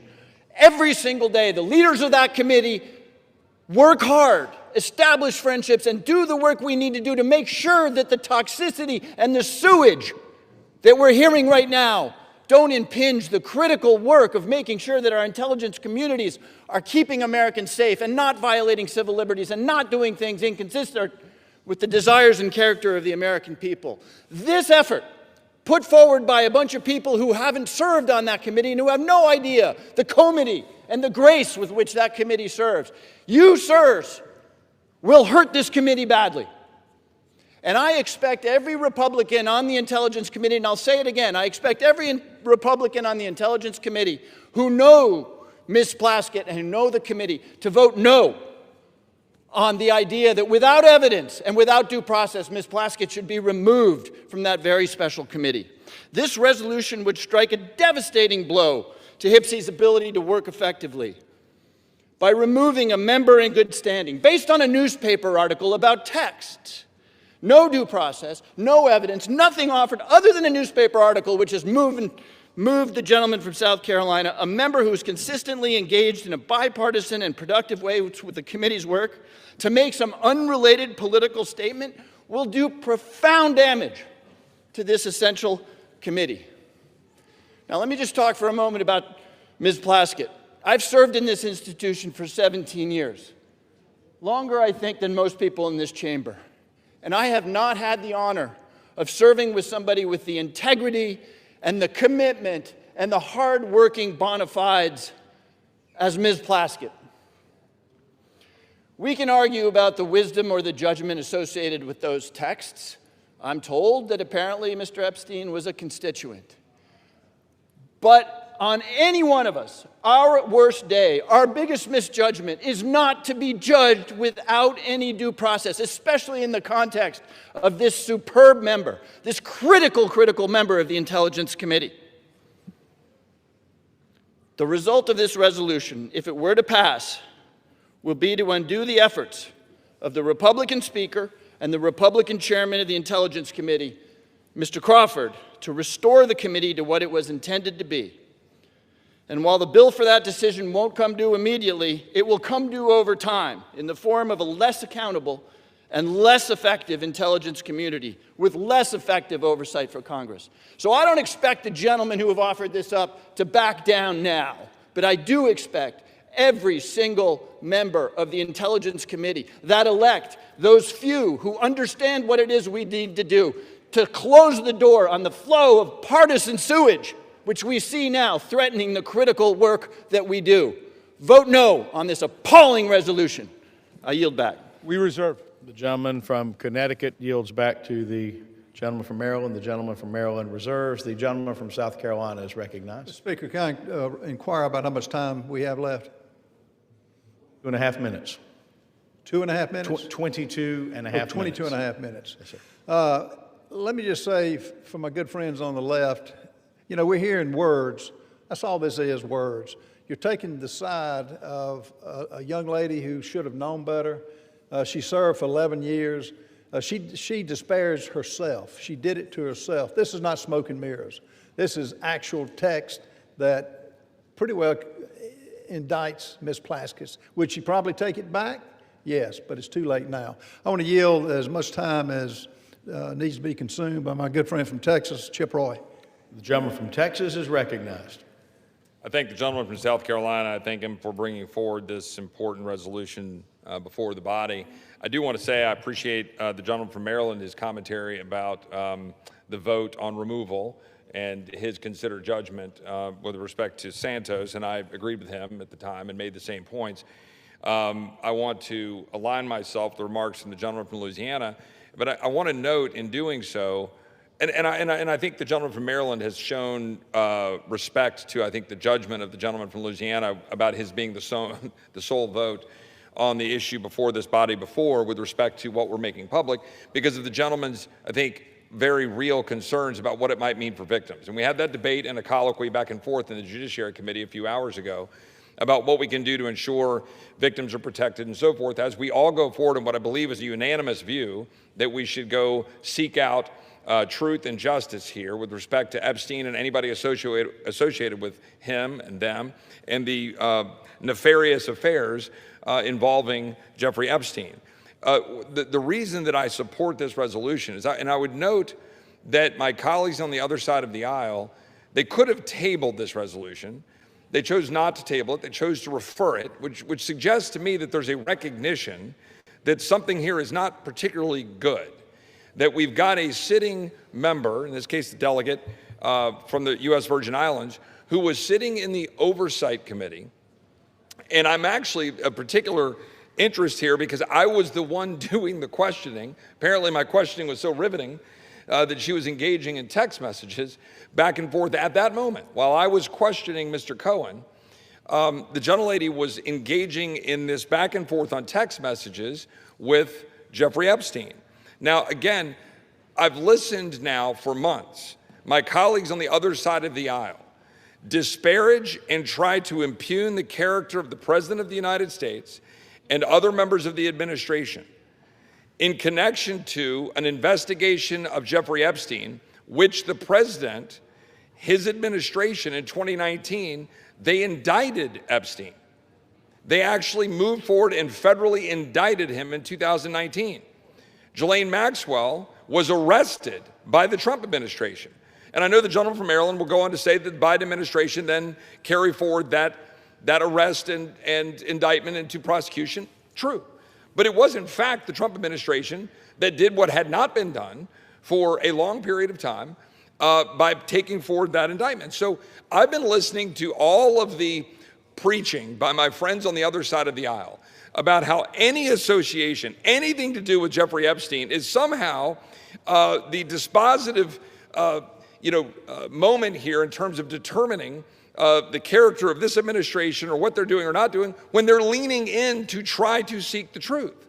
Where tens of thousands of pages have been released by Jamie Comer and 13 subpoenas has all been put out. So now the House just voted to have greater transparency. Time will tell what that means in terms of what the court does and how they deal with grand jury secrecy and what they do to continue to redact and protect victims' names under existing laws and how the courts treat that. That's going to be a process, as the gentleman likely knows, right? This is going to be determined as to what gets released and how. But here we have the gentlelady sitting in the Oversight Committee texting with a known convicted felon, a convicted pedophile that was very public and known, had served jail time, and is engaging not just in texts that were trivial, but texts involving advice about her questioning of Michael Cohen, all designed to figure out how to get Michael Cohen to be able to somehow go after Trump or Trump's advisors or people around the president. That, to me, is what we talk about with censure, which is contemplated, of course, in our rules and in the structure. The gentleman talked about the Constitution. We're not removing her. We're simply saying censure. And we're saying that it is a censurable conduct to say that this individual sitting on a committee taking advice from a known convicted pedophile, convicted felon, that is conduct unbecoming of a member of the United States Congress and engaging in real time, taking advice from someone that we've been listening to being lectured to, is someone deserving of all of the scorn of the entire world, and he is. That's why we're here. If my colleagues didn't think this was a concern, they would have simply made a motion to table. But my colleagues decided to refer it to committee because they know this is a problem. They know this is not the kind of conduct you want in a member of this body. So I think that the gentleman from South Carolina is right to have brought this forward. I think that the body should hear this debate, and tonight that we should vote tonight to censure and refer to the Ethics Committee for further consideration. And with that, I yield back. Yields. Gentleman from South Carolina. I reserve. Gentleman reserves. Gentleman from Maryland is recognized. Thank you, Mr. Speaker, and thank you to my friend from Texas for those remarks. I'm afraid all of them dance around the central issue, which is the good congressman knows how due process works in America. There are facts that are adduced first. There's an opportunity to be heard on both sides. There's due process, there's consideration, then there's judgment. You've flipped the whole thing on its head. You've said we're going to judge her guilty before anybody has an opportunity even to hear what the charges are, much less answer the charges, much less do any kind of analysis. I'm sorry to hear that the text exchange that it seems to be at the heart of people's consternation here took place during the distinguished gentleman's questioning, but that is not a federal offense, nor is it an ethical violation in the House of Representatives. You don't get to have the undivided attention of all of your colleagues. The gentleman says that he thinks that our position is that any association with Jeffrey Epstein is a dispositive moment of judgment for people. That's not the position we've advanced. We've taken the position with the survivors that we want to end the cover-up of what happened and then let the chips fall where they may. If there are people who were actually engaged in crime, as Ghislaine Maxwell was, as Epstein was, then they should be charged with every element of due process. If they happen to be a waiter or a waitress who worked at an event, they're not guilty of anything. That's what due process is. We're able to sift through and figure it out. But your rush to judgment isn't even giving anybody a chance to know what the charges are here. It's the most extraordinary thing I've ever seen. I'm going to yield now to Delegate Plaskett herself, the distinguished representative from... Oh, I'm sorry. First, we've got Representative Crockett from Texas for 2 minutes. Thank you so much. This is a distraction to take away from the fact that the Guardians of Pedophiles is literally trying to protect pedophiles. The president is a convicted felon and an accused sex offender. Stacey Plaskett hasn't been accused of either. So what are we actually here talking about? Trump and Epstein were besties. We've all seen the pictures of them. We saw the birthday book. So why are y'all more interested in talking about Stacey Plaskett than Trump's relationship with the man? When did y'all become so moral? Because I can remember when y'all wouldn't sign the discharge petition. All of a sudden, everybody wanted to vote for this, but you wouldn't sign the discharge petition. Until we decide that we are going to go after the actual rapists and pedophiles, miss me with your moral high ground. Folks who also took money from somebody named Jeffrey Epstein, as I had my team dig in very quickly. Mitt Romney, the NRCC, Lee Zeldin, George Bush, Win Red, McCain Palin, Rick Lazio. I just want to be clear. If this is the standard that we're going to make, just know we're going to expose it all. And just know that the FEC filings, they are available for everybody to review. This is absolutely ridiculous. You decide that you want to punish a sitting member of Congress because you are concerned about her text messages. Well, maybe you should be more concerned about those sex tapes that we still haven't gotten access to. Maybe you should be more concerned with the fact that the president, his name is mentioned in the files way more than Stacey Plaskett's name. Listen, I'm not saying that anything is right or wrong, but listen, if you're trying to figure out what's going on with somebody that's a criminal, then you maybe need to talk to their associates. That's exactly why maybe she was getting text messages. I'm not saying she was or wasn't. But considering the fact that they were talking to another associate of the president's and maybe she needed intel, you'd have to go talk to somebody that maybe knows what he's up to. Time has expired. We reserve. Gentleman from Maryland reserves. Gentleman from South Carolina is recognized. Speaker, I recognize my good friend from Arizona, Mr. Biggs. How much time is the gentleman recognized? How much time? How much time you've allotted the gentleman from Arizona? How much time do we have left? The gentleman has 17 minutes remaining. As much time as the gentleman may consume. Gentleman is recognized. Thank you, Mr. Speaker. Thank you, Mr. Norman. Thank you for raising this issue. This to me, this is an interesting issue because I'm hearing the argument is coming at us and it says, well, you know, there's no due process. Well, debate is a part of due process. That's part of due process, is to have this debate. You get to stand up, you get to defend, and get to raise your issues, and you chose to take it back to committee, which, as Mr. Roy said, that kind of indicates that maybe you know that there's something that's not great about this. So I'm looking at this, and here's at least one of the exchanges that seems to have taken place. And maybe we'll hear some comment about it. That'd be good. You can make some comment about it.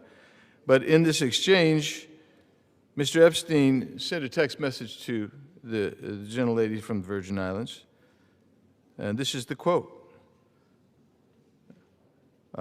He brings up Rona, keeper of the secrets. And who's he referring to?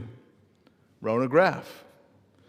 That's a Trump assistant. And Plaskett responds, Rona, ? Quick, I'm up next. Is that an acronym? So she wants to know what Mr. Epstein wants her to talk about. Don't you find that interesting? I find that really intriguing, especially since we know what Mr. Epstein was. And Epstein responds, that's his assistant. Doesn't really say much more than that. And then Plaskett starts questioning Mr. Cohen and asks about Graff. So not only was she texting, having this communication with Mr. Epstein, she's asking Mr. Cohen what Mr. Epstein wants her to ask. Another text says from Epstein, good work. That's after she wraps it up. All of this seems to be very interesting. And I'm sorry, I don't breathe the rarefied air of the Intelligence Committee. I don't. I'm just a regular guy and a member of the House. That's all. So I don't know about that rarefied air, and I guess I'm part of the sewage. That Mr. Himes said. Yeah. Thanks for agreeing with me, Ms. Plaskett. So she's got us down. Unless you're in the Intelligence Committee, you're crap. That's what the Intel Committee says. But here's the deal. When you're sitting there in a sitting committee and you're having communications with a convicted sex offender, and you're taking their advice on how to ask questions, maybe you got a problem. Maybe your problem is that you've brought disrepute on the House. And this isn't from the articles. This is from the 10,000 pages or so released last week from the Oversight Committee that they received from the Epstein estate. This isn't fishing around. This is coming from real evidence. So I sit here and I listen. Oh, you know, she's the finest member that ever walked the planet, man. That's what you heard. But the bottom line is this. She's sitting there seeking advice and counsel on how to ask questions from Jeffrey Epstein, who this entire body, save one, just condemned. And we want all the evidence. And it's a shame to be here, but for one thing, you made the choice. And so, Mr. Chairman, I'm encouraging everyone in this body to support Mr. Norman's resolution, and I yield back. Gentleman yields. Speaker, I reserve. Gentleman of South Carolina reserves. The members are reminded to direct their commentary to the chair. Before I recognize the gentleman from Maryland, please remind yourself, as well as the members, to refrain from engaging in personalities towards the president. Does the gentleman seek recognition? Yes, I do. Gentleman is recognized. Thank you very much. I want to remark that yet one more member says we should go ahead and censure her, and then we should do a complete investigation. I think any fifth grader in America knows that's the exact opposite of what due process means in America. We don't punish people before we have investigation and the opportunity to be heard. I yield 6 minutes now to the distinguished gentlelady from Virgin Islands, Representative Plaskett. Thank you so much to Mr. Raskin, to my former professor in law school, and I want to address the body. I first want to give you all a sense of what was happening that day. Everyone knows at that hearing in February, the entire country was watching. As Michael Cohen decided he was going to finally give up information about what was happening in the Trump world, the Trump enterprise. And at the beginning of that hearing, the ranking member, Jim Jordan, had the disrespect to Elijah Cummings, may he rest in peace and his name be a memory, after not allowing Mr. Jordan to shut the committee hearing down.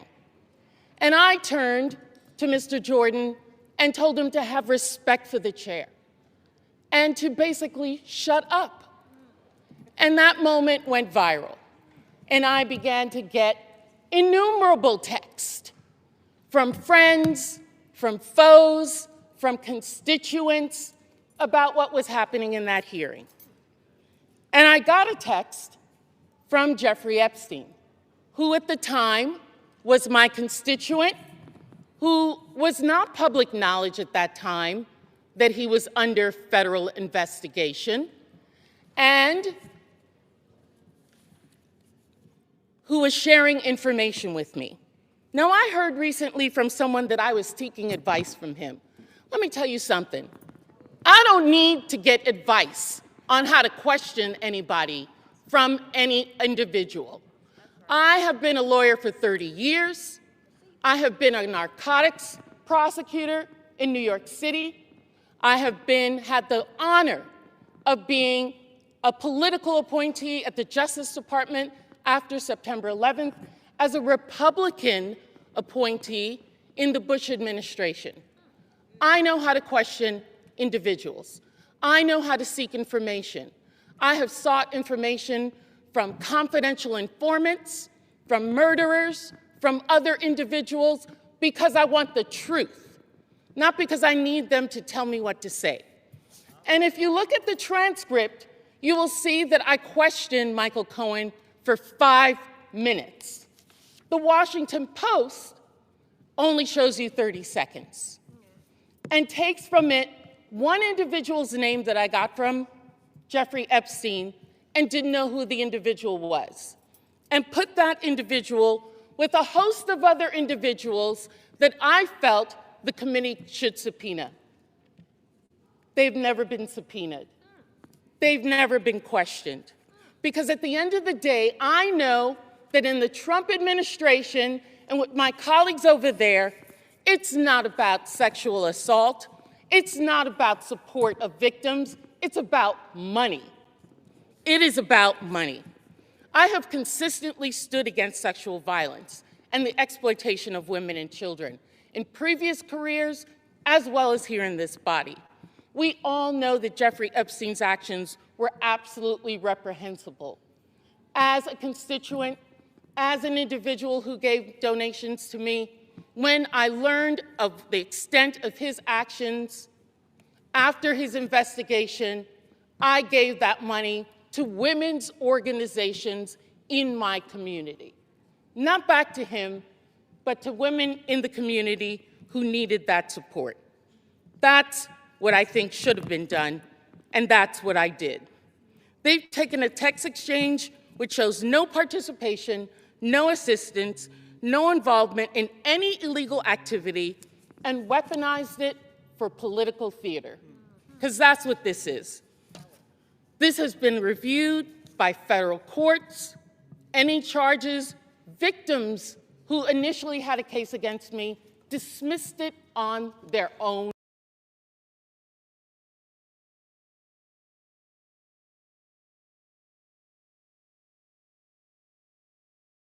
without prejudice. You don't want to talk about what is really happening here. Your attacks on working families, your protection of powerful predators and corporate criminals. You want to talk about texting felons? How often do you text President Donald J. Trump? That's the individual we should be concerned about.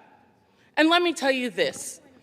I am not going to support the wealthy and connected who continue to exploit workers and evade taxes, powerful figures with credible allegations who face no consequences, and corporate interests profiting from human suffering while families struggle.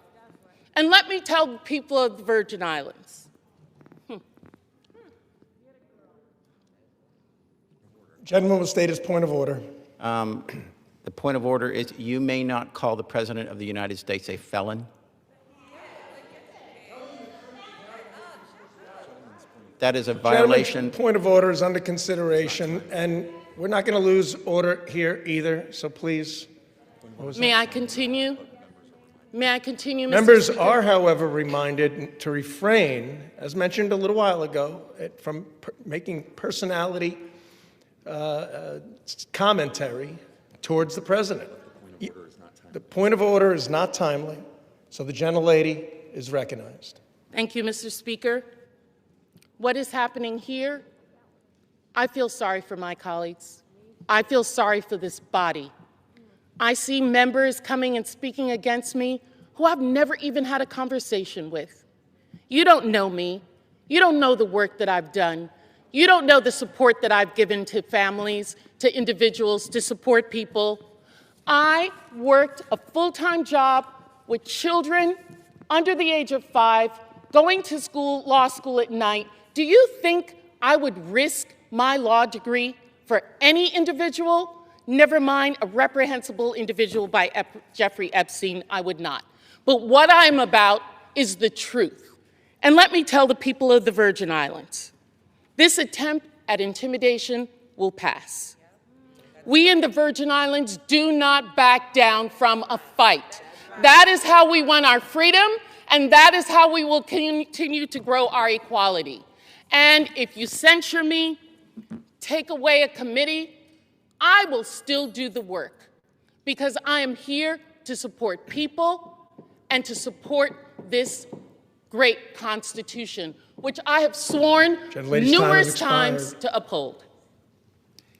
We reserve, and I thank The gentleman reserves. Gentleman from South Carolina is recognized. Mr. Speaker, before I recognize Mr. Clyde, let me just say, Ms. Plasky, I don't know you. My overall impression of you has been good. But, and you give these words about protecting families and children. Where was that demonstrated when you took money from a convicted pedophile that had served time? Where was that? The words are beyond believability. And I think you're a nice person, but you missed the boat when you took money. I've got the mic now.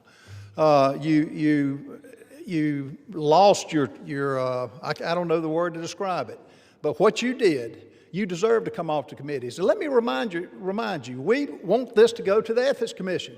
And to those listening, the Ethics Commission is 5 Democrats and 5 Republicans.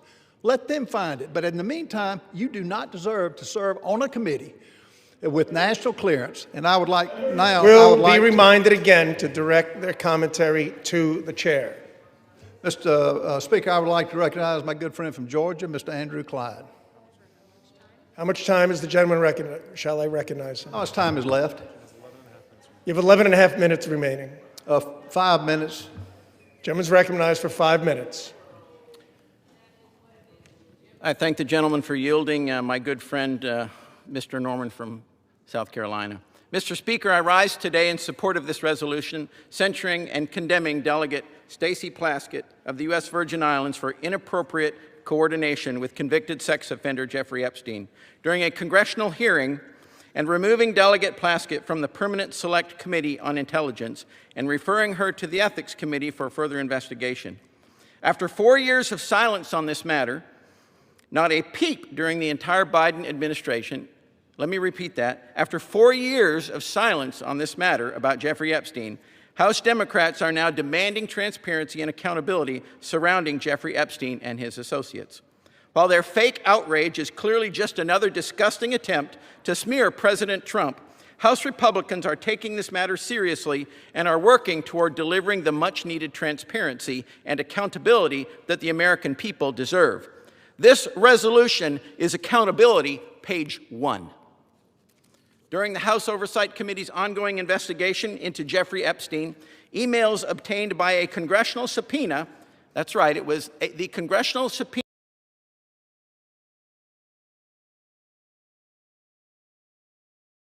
by the House Oversight Committee, not the discharge petition that just got voted on, but this was the Oversight Committee's congressional subpoena, has brought to light that in 2019, Delegate Stacey Plaskett coordinated her line of questioning with Jeffrey Epstein in real time over text messages during an Oversight Committee hearing featuring testimony from Michael Cohen. Now, who is Michael Cohen? Michael Cohen was the disgraced former attorney of President Donald Trump.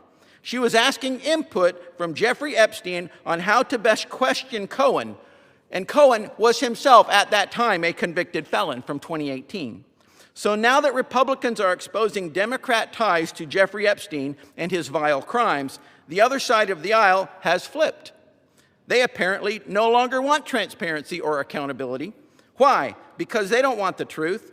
They want to weaponize a serious matter into a distraction, all in an attempt to take down President Trump and to hurt his administration and what he's doing to make America great again. The actions taken by Delegate Plaskett reflect poorly on the House, and this body needs to hold her accountable. I urge all of my colleagues to vote to adopt this resolution to show the American people that those who colluded with Mr. Epstein, including members of the House, will be held accountable, and this resolution is the beginning of that. I thank you, and I yield back. Gentleman yields. To the chair. Speaker, I reserve. Gentleman from South Carolina reserves. Gentleman from Maryland is recognized. Proud to yield 1 minute to the distinguished Minority Leader, Hakeem Jeffries. The Minority Leader is recognized. Thank you, Mr. Speaker. I thank the distinguished gentleman, my good friend from the great state of Maryland, the ranking Democrat on the Judiciary Committee, for yielding. I rise today in strong opposition. This resolution, this effort to censure Delegate Plaskett, to rip away her membership on the Intel Committee, is nothing more than a political stunt by a desperate, failed candidate for governor, trying to pander to the people back in South Carolina. Nothing more than that. You want to make the statement about who's brought disgrace to the House? The actions of this House Republican majority have brought disgrace to the House of Representatives from day one of this presidency. The reality is, if you want to talk about fealty to the Constitution and things of that nature, the House is a separate and co-equal branch of government. You don't seem to understand that. You functioned from the very beginning of your so-called majority, Mr. Speaker, not as a check and balance on an out-of-control administration, but as a reckless rubber stamp for Donald Trump's extreme agenda, and you are failing the American people. You failed to keep your core promise. Your core promise to the American people was that you were going to lower costs on day one. Costs haven't gone down here in the United States of America. Costs have gone up. The Trump economy is a complete and total failure. It's a disaster. The American people are hurting. And so every week, you come to the House floor now that you've returned from your 7-week taxpayer-funded vacation and come up with another stunt to try to distract the American people. Or perhaps you were ordered by your puppet master, Donald Trump, who wants to distract the American people today, because his effort to suppress the Jeffrey Epstein files has failed spectacularly. We believe in transparency. We believe in accountability. We believe in due process. That's the opposite of what is happening on the floor today. And let me be very clear about Stacey Plaskett. She's a woman of great intelligence and a woman of great integrity. And she deserves better than what she's receiving from House Republican extremists. She deserves the opportunity to be heard. She deserves due process. She deserves the ability to make her case. Not to be prosecuted by pettifoggers, playing lawyer on the floor of the House of Representatives. Google that if you don't know what it means.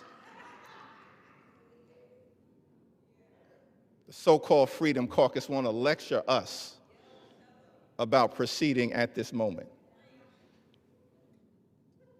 The actions that you continue to engage in will have consequences.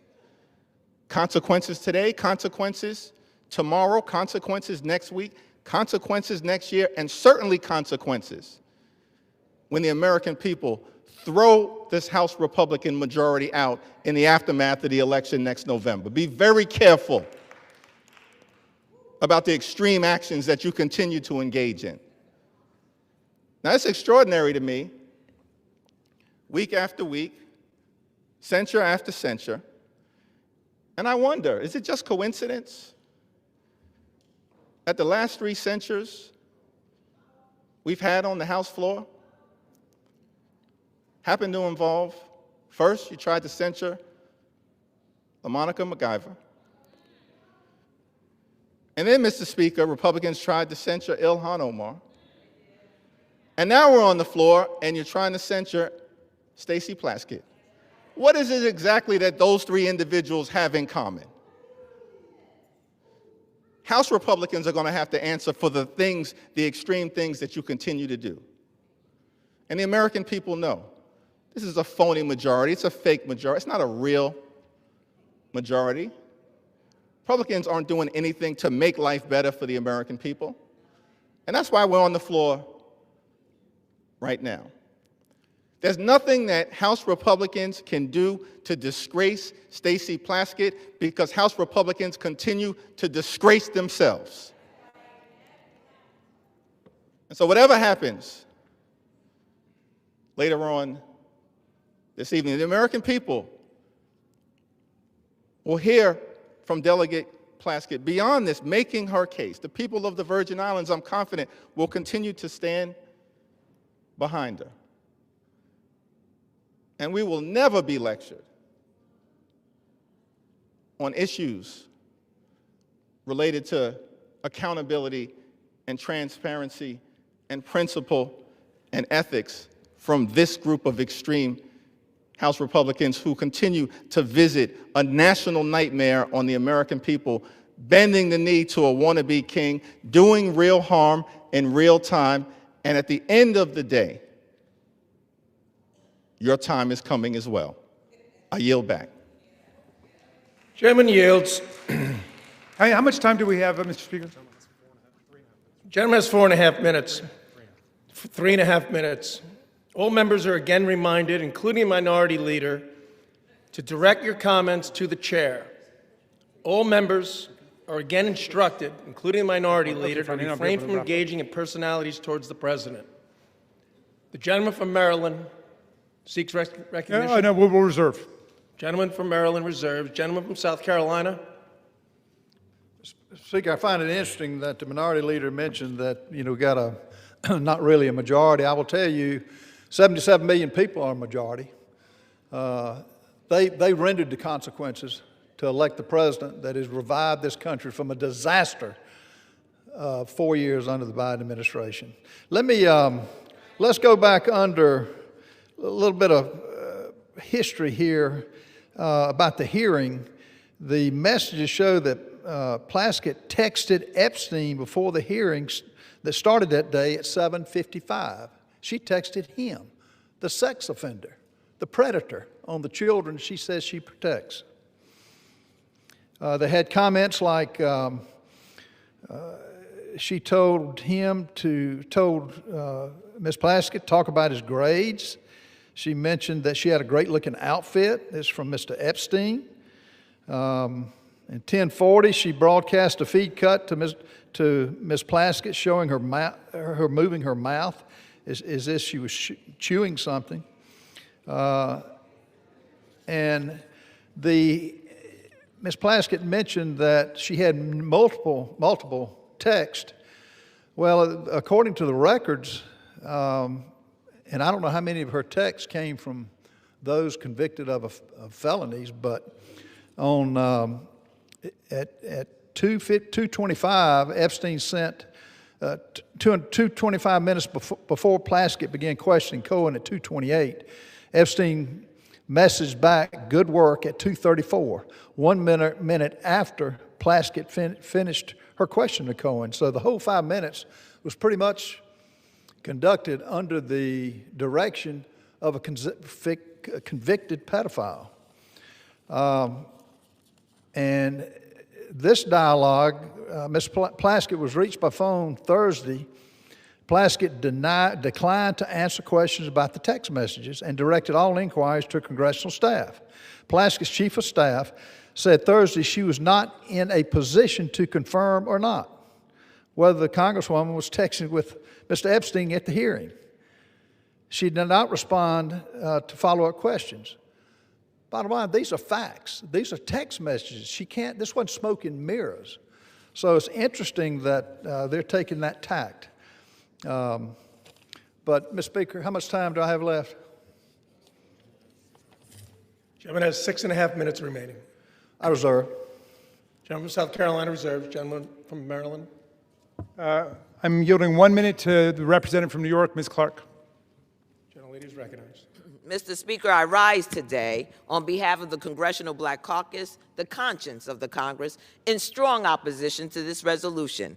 This resolution is a blatantly partisan, shameless attack. As we sit here today, Donald Trump is still the single person in this country with the authority and the ability to deliver justice to survivors and truth to the American people by just releasing the files. So instead of answering why Donald Trump chooses every single day not to release the Epstein files, they're pointing fingers at this side of the aisle. Mr. Speaker, unlike the president, Congresswoman Stacey Plaskett has committed no crime, violated no rule, and broken no promises. There has been no investigation, no due process, no inquiry into whether the Congresswoman had any connection whatsoever to Epstein's despicable and disgusting criminal conduct. This resolution would have us remove a capable and hardworking member of one of the most serious working committees in this body on the basis of a conversation from more than 6 years ago, which broke no rules, and has no connection to any criminal activity. I urge my colleagues to vote no on this partisan resolution, this sham, and I yield back. Gentlewoman's time has expired. We reserve. Gentleman from Maryland reserves. Gentleman from South Carolina. Speaker, I reserve. Gentleman from South Carolina reserves. And we're prepared to close. It's closed. Yeah, I'm prepared to close. All right. Gentleman from South Carolina is prepared to close. Maryland is recognized. Mr. Speaker, thank you very much.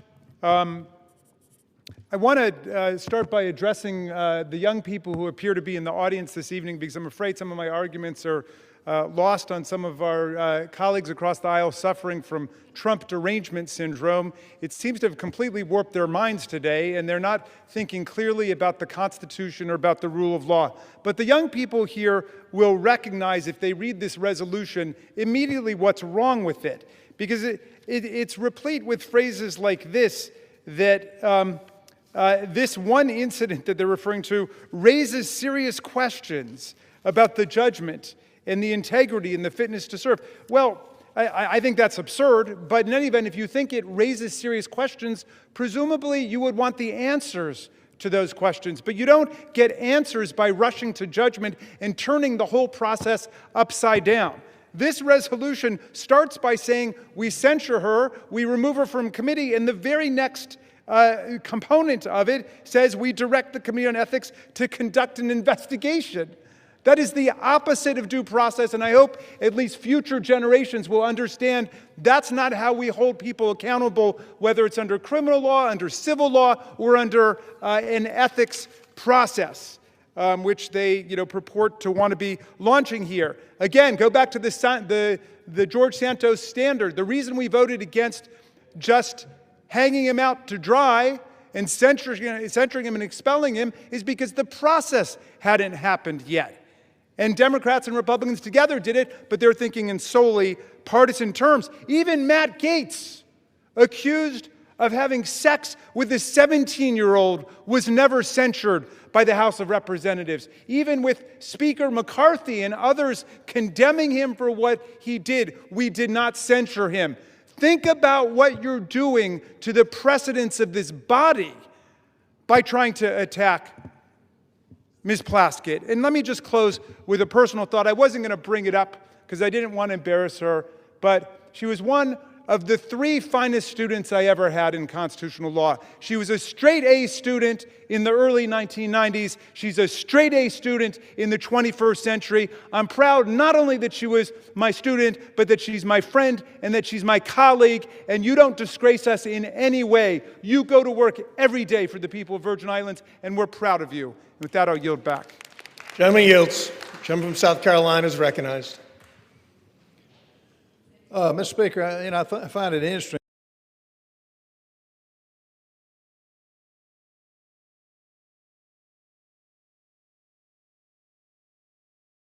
that the President is occupying the minds of my good friend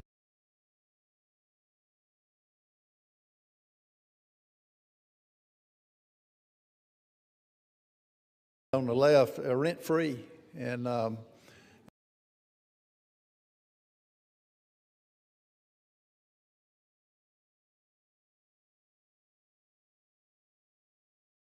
it's interesting they bring him up every time, and keep doing it. Keep doing it. This president's got a record that is second to none. And I hope our listeners in the audience can distinguish between just words and babbling on when they reject the facts of what's been presented. Texts don't lie. And they can offer all the excuses.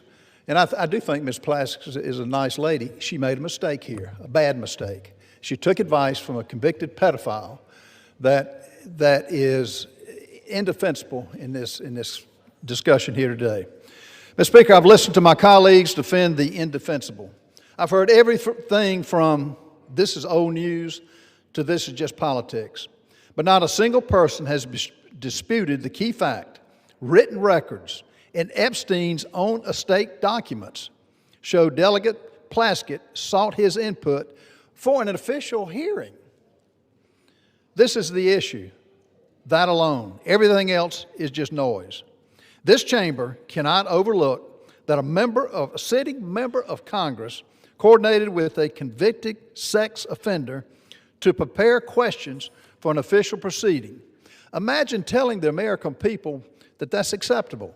Imagine explaining to parents all across this country that Congress sees no problem with relying on the counsel of a predator of our innocent children.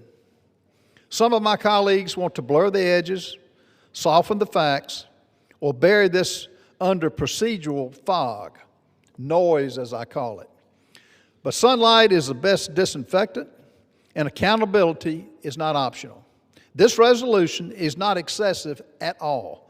It is appropriate. It is measured. It is necessary at this time. The question before us is very simple. Do we uphold a minimal standard for ethical conduct, or do we just shrug and say, well, maybe next time? Mr. Speaker, the public deserves better. The House deserves better. The American people deserve better. I urge adoption of this resolution, and I yield the balance of my time. Gentleman yields. Without objection, the previous question is ordered on the resolution. The question is on the adoption of the resolution. Those in favor say aye. Those opposed say no. No! In the opinion of the chair, the ayes have it. Yeah. Welcome to procedural democracy. What purpose does the gentleman seek recognition? I request a recorded vote, and I challenge the Speaker's interpretation of the voice vote. Does the gentleman ask for the yeas and nays? I ask for the ayes and the nays. The yeas and nays are requested. Those favoring a vote by the yeas and nays will rise. A sufficient number having risen, the yeas and nays are ordered. Pursuant to Clause 8 of Rule 20, further proceedings on this question will be postponed.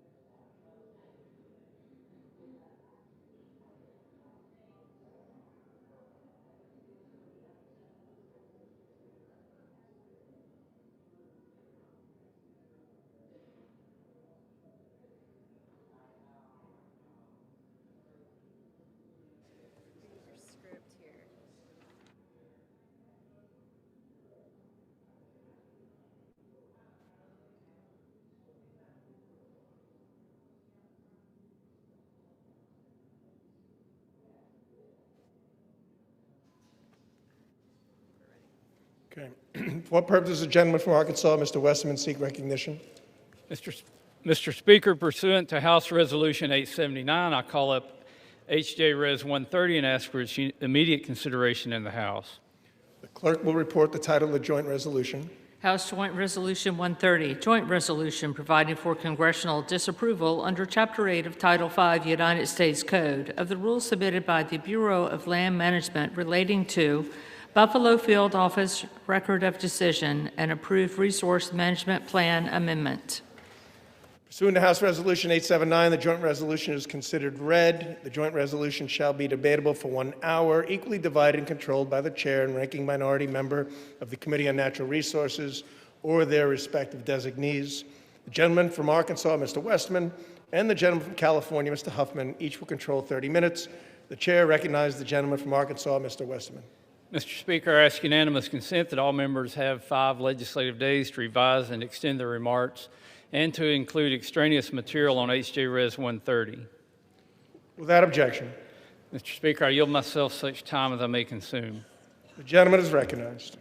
I rise in strong support of H.J. Res. 130, which would repeal the Bureau of Land Management's Misguided Resource Management Plan, or RMP, amendment for the Buffalo Field Office in Wyoming, which was finalized in the twilight hours of the Biden-Harris administration. Wyoming's Powder River Basin currently supplies 40% of the nation's coal. The RMP amendment in question effectively halted future federal coal leasing across a region in Wyoming larger than New Jersey and located in the heart of America's coal country. Without repeal, the RMP amendment will end coal production in the region entirely by 2041 and close 12 active mines. The RMP amendment is a death blow to America's energy security, Wyoming's workers, and the economic backbone of the state itself. It is projected that U.S. electricity demand will grow by as much as 128 gigawatts through 2029, and global energy demand is expected to double by 2050. Coal is reliable, affordable, and essential to meet the increasing power demands of the AI revolution and advanced manufacturing. The RMP amendment locked up an astonishing 48 billion short tons of coal. That's enough to meet U.S. coal demand for the next 116 years. 92% of Wyoming's coal is exported to other states, helping keep the lights on and utility prices affordable in distant places as far as Texas, Illinois, and my home state of Arkansas. Nationwide, residential electricity prices have increased by 13% since 2022, and overturning misguided policies like this RMP amendment will help make the cost of living more affordable for families across America. It's time to unleash our domestic resources to put this money back into the pockets of American families by repealing the Biden administration's anti-American energy policies. What's more, instead of working with the state, the Biden administration blatantly ignored local opposition at every stage of this process and rammed this RMP amendment through to appease environmental extremists. The Biden administration provided a limited opportunity for public comment or engagement on this RMP amendment. Wyoming's governor, unified congressional delegation, locally elected officials, tribes, and local communities all expressed strong opposition to this plan amendment. The previous administration ignored them all. According to local representatives, it is suspect and disturbing that such a dramatic change to the current land use plan would solicit such little engagement during the public comment period. Campbell and Johnson County commissioners who represent the local communities affected by this plan stated that whatever information they provided to the BLM in this process was, quote, ignored by the federal agency. Overturning the RMP amendment takes power from bureaucrats in Washington, D.C. and returns it to the people of Wyoming.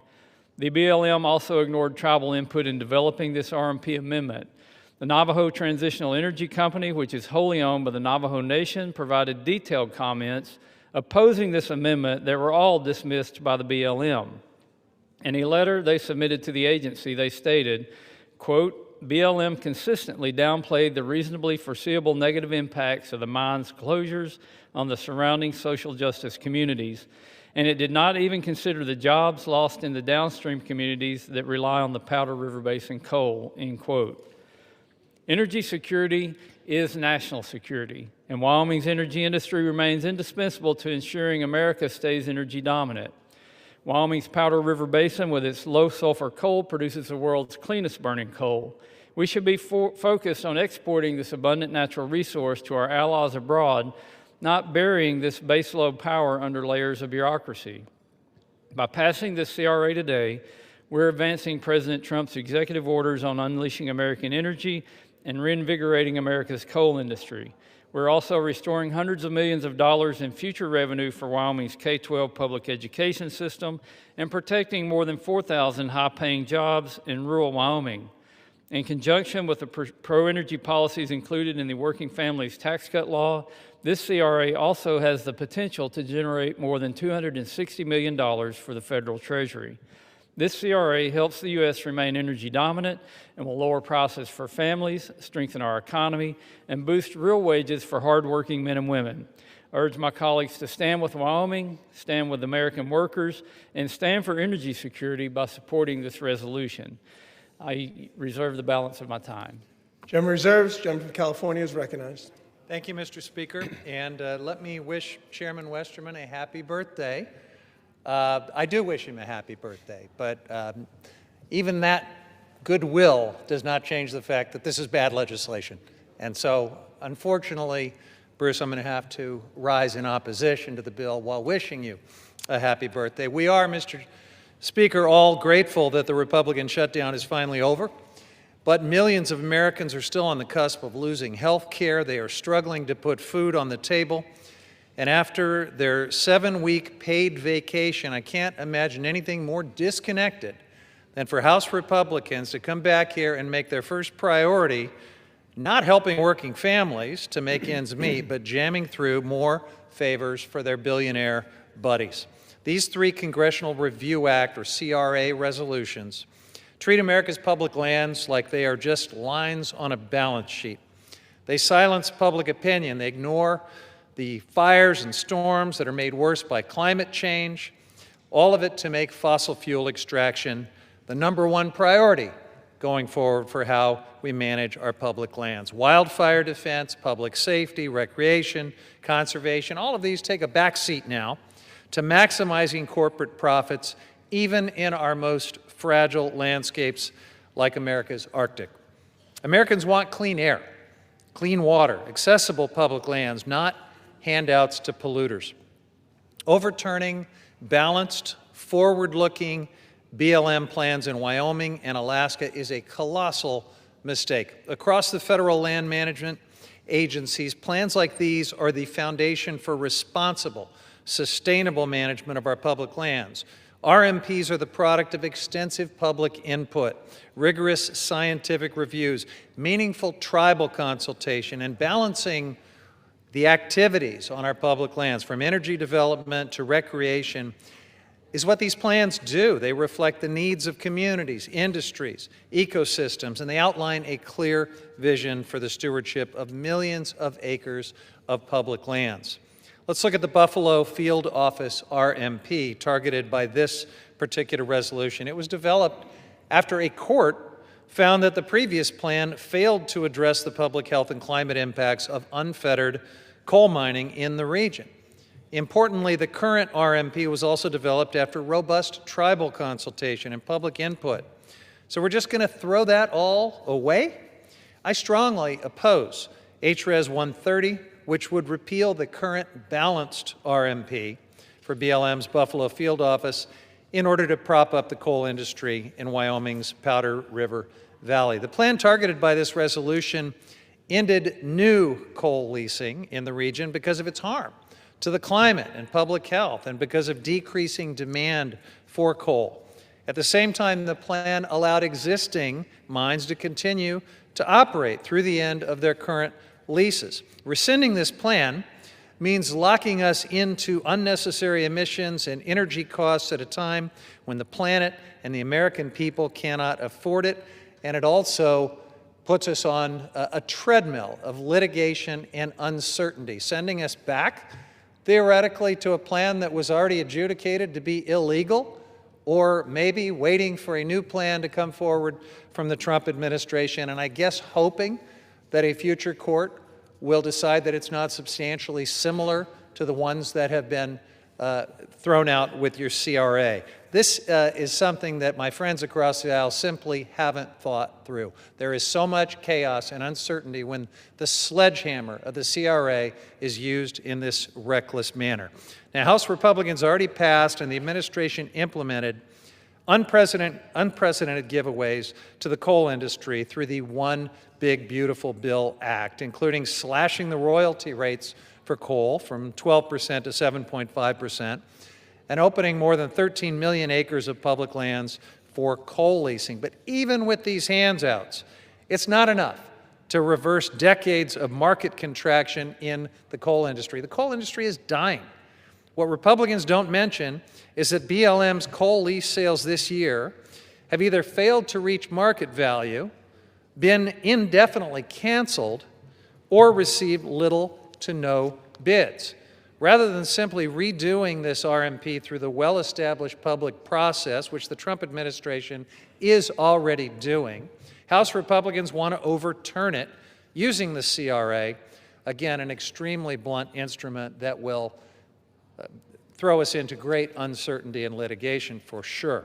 This choice would lock out the perspectives from previous tribal and public engagement and ban the agency from ever again issuing a substantially similar RMP, leaving land policy frozen in time, really more like frozen in some kind of a limbo.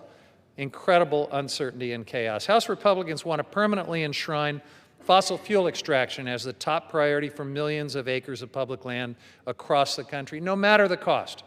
And they're picking winners and losers here, blocking affordable renewable energy projects, sacrificing our public lands in the process. I urge my colleagues to reject these reckless resolutions that would upend millions of acres of public land management, and reject this entire familiar playbook from congressional Republicans, trying to deepen our dependence on dirty fossil fuels that pollute our air, contaminate our water, and harm the public health while doing everything possible to slow, stop, or sabotage the development of affordable, renewable energy. Our constituents deserve a lot better than this. We deserve clean, affordable, and reliable energy. We deserve good-paying jobs and affordable health care. And we shouldn't sacrifice America's health, environment, and livelihoods in order to do it. This legislation and my friends across the aisle are on the wrong side of history, trying to prop up the dying coal industry. They're on the wrong side of public land management, and they're on the wrong side of the American people's pocketbooks as they face rising electricity costs. That's why I oppose this resolution and reserve the balance of my time. Gentleman reserves. Gentleman for Arkansas is recognized. Thank you, Mr. Speaker. And Mr. Speaker, I sincerely appreciate the birthday wishes from my friend across the aisle. That means a lot to me. If I had a birthday wish of my own, it would be to make energy more affordable for the American people, to help the good folks of Wyoming to have a livelihood, and to not only keep prices down, but keep good-paying jobs across this country that are in the energy industry. We know that we need more energy going forward. We need more electrons on the grid. We need a larger grid, and we need to all work together to do those things. But if this resource management plan amendment by the previous administration was balanced, I would hate to see a heavy-handed resource management plan amendment by the previous administration, because this took a sledgehammer to an established industry in the state of Wyoming. And I'm sure my distinguished colleague from the great state of Wyoming, Representative Hageman, who is the lead sponsor of this legislation, will go into detail what this would mean to Wyoming if this plan amendment stays in place. And I yield her 6 minutes. Thank you, Mr. Chairman. Mr. Speaker, I rise today in support of my legislation, House Joint Resolution 130, which utilizes the Congressional Disapproval Procedure under the Congressional Review Act, or CRA, to restore coal leasing in Wyoming's Powder River Basin. Many on the East Coast of America might be surprised to learn that the federal government owns massive amounts of the western states. In Wyoming, the federal government owns about half of our surface estate and 60% of the subsurface estate, or our minerals. In Northeast Wyoming, the Bureau of Land Management's Buffalo Field office owns and manages over 788,000 acres of land and 4.7 million acres of our mineral estate.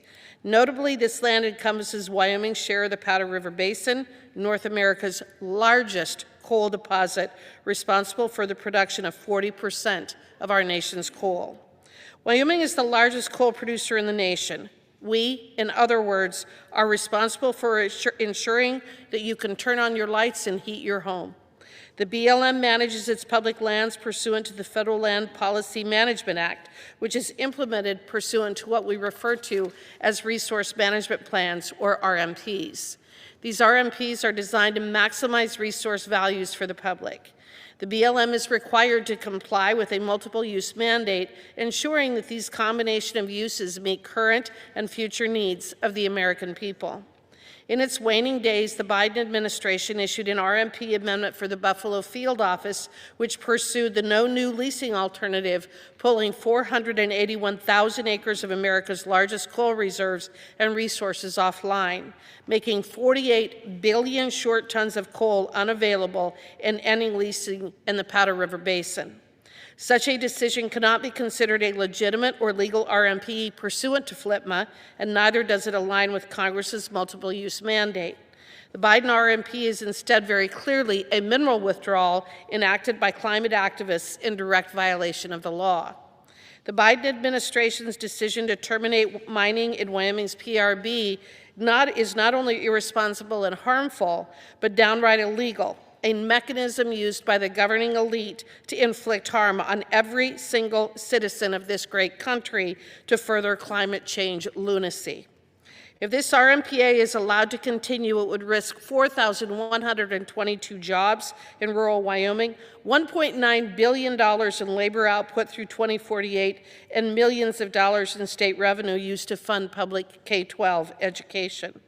This seemingly localized decision has national repercussions as well. In 2024, Wyoming produced 191 million tons of coal, 171 million tons of which was shipped to 26 different states for producing electricity. At these rates, Wyoming produces about 40% of the nation's coal and about 80% of all federal coal production.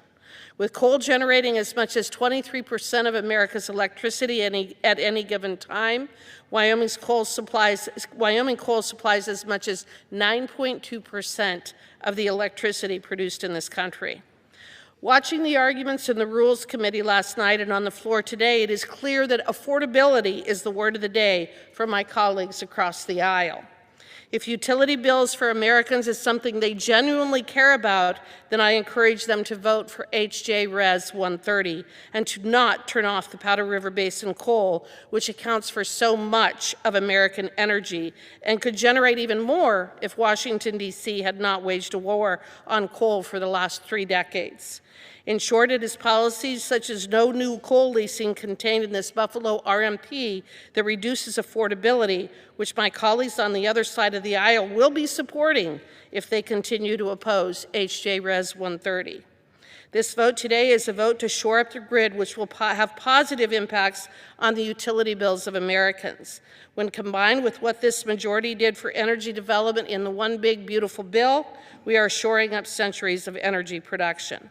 We cannot survive in this country without Wyoming coal, the majority of which is produced in the Powder River Basin. Demand for Wyoming coal is only increasing, both here and abroad. If you turn out the lights on one of Wyoming's most important industries, you will also be turning out the lights on America.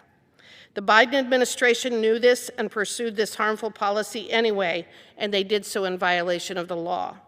On September 18, 2025, the Government Accountability Office determined that the Buffalo RMP was a rule subject to the CRA on the grounds that it is an agency statement, is of future effect, and it implements, interprets, or prescribes law and policy. This decision is in line with previous GAO decisions on similar land management plans and RMPs, several of which this body has passed in the 119th Congress. A vote today for H.J. Res. 130 has many positive implications. First, it would overturn this harmful plan and revert to the 2015 RMP, thereby protecting access to 481,000 acres for coal leasing. Second, it would provide certainty to countless Wyomingites who rely on our good, clean coal for jobs and for revenue that funds the schools that our children attend. Third, it is a vote for the millions of Americans who continue to rely on Wyoming coal and who always will. Fourth, it's a win for Congress, reminding the agencies that we are the primary policymaking branch of government and that we will hold the agencies responsible for bad, unlawful regulations. I urge all of my colleagues to vote in favor of H.J. Res. 130, and I yield back. The gentleman from Arkansas reserves. The gentleman from California, you are recognized. Thank you, Mr. Speaker. It occurs to me that as we're having this debate, pretty much the rest of the world is in Brazil right now for the climate conference. Of course, the Trump administration has disgracefully pulled the United States out of the Paris Agreement once again, so we have no federal delegation at all. But as the rest of the world convenes to accept the reality of the climate crisis and to accept the related reality of coal being the biggest contributor to carbon pollution, and the entire world is talking about how to phase down our dependence on coal pollution and fossil fuel pollution, we are here in this alternate reality of the Republican majority, where my colleague from Wyoming calls it climate lunacy. It's a sad, sad testament to, frankly, the disgraceful leadership of this Republican majority that propping up the coal industry with discounted royalties and massive subsidies and millions of acres of land giveaways, and now this misuse of the Congressional Review Act is the official policy of the Republican majority. It's just almost unthinkable, and yet that's where we are. With that, Mr. Speaker, I yield as much time as he may consume to the gentleman from New Mexico, Mr. Vasquez. Is recognized. Thank you, Ranking Member. Thank you, Mr. Speaker. Well, first, coming from New Mexico, let me tell you that I have gone through the RMP process firsthand in my own Las Cruces district, the Tri-County RMP. And those are long and painful processes. They take a lot of public input, a lot of painful meetings. Those plans are developed with the input from residents from all sides of the aisle that represent different parts of what is our public lands and that mandate to have multiple use lands. They are not meant just for one industry, they are meant for everybody that uses those public lands. And when I served on the U.S. Federal Committee to advise the Forest Service, and we got all these stakeholders together to implement the 2012 planning rule, it was the same deal. We did it deliberately. We did it with all stakeholders at the table. And so these RMPs are actually developed with public input from every community, not from one single stakeholder group. And that is the painful process that it takes to update these plans, many of them which haven't been updated since the 1980s. Now, it's important that we take into account the time, the effort of not just the agency staff and those folks who show up to those hard meetings and hear the public out, but the public who comes out in my district sometimes driving 30, 40, 50 miles just to attend one of those meetings so that they can eventually get to an RMP knowing that that will be the law of the land. And so today I rise in opposition to all of the CRAs. But in particular, I want to talk about one very special place. In 2017, when the Arctic National Wildlife Refuge's coastal plain was first officially opened to drilling, supporters promised that the sale would raise significant revenue. Instead, only 3 bidders emerged. And the first mandated lease sale brought in less than 1% of the $2.2 billion that Congress was told to expect. Less than 1%. That burdened taxpayers with an additional $2 billion in national debt. Why? Well, because the Arctic is one of the most expensive places on Earth to drill. And investors and the oil industry know this.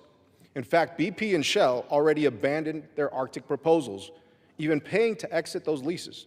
And financing has dried up completely, with nearly every major U.S. bank and 20 global insurance companies having publicly pledged not to finance Arctic drilling projects, yet here we are.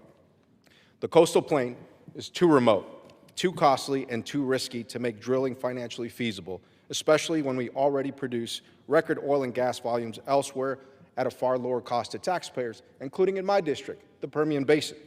And let's be clear, Arctic drilling will not lower gas prices. With no existing roads, pipelines, or infrastructure, any Arctic oil would take years to reach the market if it ever does. I know this myself because this is a picture from when I was in the Arctic. Now, this is also a question of what we value. The Arctic Refuge is the only national wildlife refuge that protects a complete Arctic ecosystem. It's called the crown jewel of our public lands, and that it's called that for a reason. And I saw why firsthand when I was there last summer. Now, this special place offers unmatched, truly wild fishing and hunting opportunities for all Americans. When you catch your first Arctic char in the Canning River on the coastal plain, it is a moment you will never forget as an American. And these lands have provided sustenance to the Gwich'in and the Inupiat peoples for millennia. The bottom line, setting the unique wildlife and recreation values of America's Arctic aside, using the CRA to overturn land management plans is bad policy, bad economics, and bad land management. And truly, it's a disrespect to the constituents who showed up to those meetings to create that RMP in the first place year over year over year. So by treating every resource management plan as a rule that is subject to the CRA, Congress is throwing the legal status of every oil and gas lease, every grazing permit, and recreational activity across the West into question. And I ask my Republican colleagues, why pursue the CRA process when this administration has already revised the plan in question? They've already opened up the coastal plain, so why do this?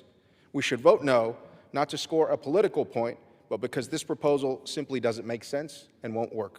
Thank you. I yield back my time. Gentleman from California reserves the gentleman from Arkansas. Thank you, Mr. Speaker. You know, it's been mentioned that U.S. coal is dying. U.S. coal is being murdered. There's been an attack on it for many years, and some people will not stop until they see it gone, but it's to our own demise because we depend so much on the energy, not only from coal, but from natural gas. We need more nuclear power. We need more hydropower. We need all kinds of new power. And this isn't the time to be attacking our fuel sources.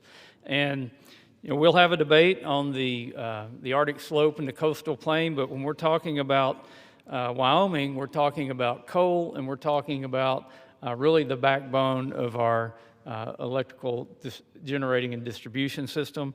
I yield 3 minutes to the gentleman from Minnesota, who's the subcommittee chairman on energy and minerals for the Natural Resources Committee, Mr. Stauber. Gentleman from Minnesota is recognized for 3 minutes.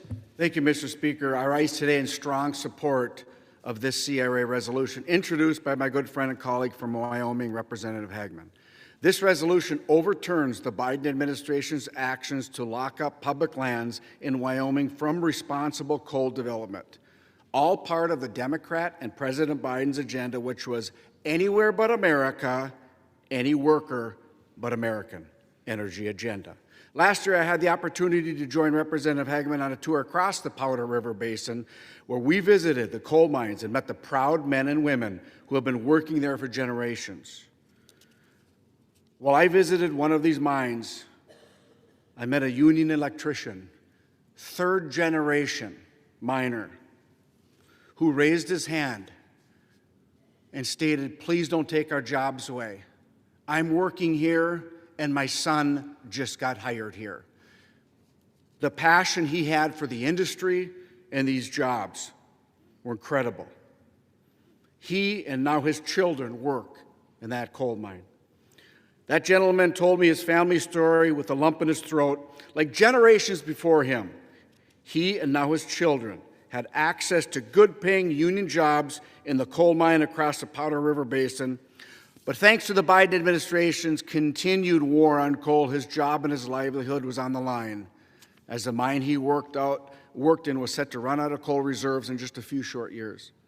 Thanks to the Biden administration's resource management plan that blocked new coal leasing, the mine wouldn't be able to access additional reserves and would have to close. In doing so, the mine would have to lay off hundreds of workers and devastate the surrounding communities that depend on the coal mining industry to drive their local economies.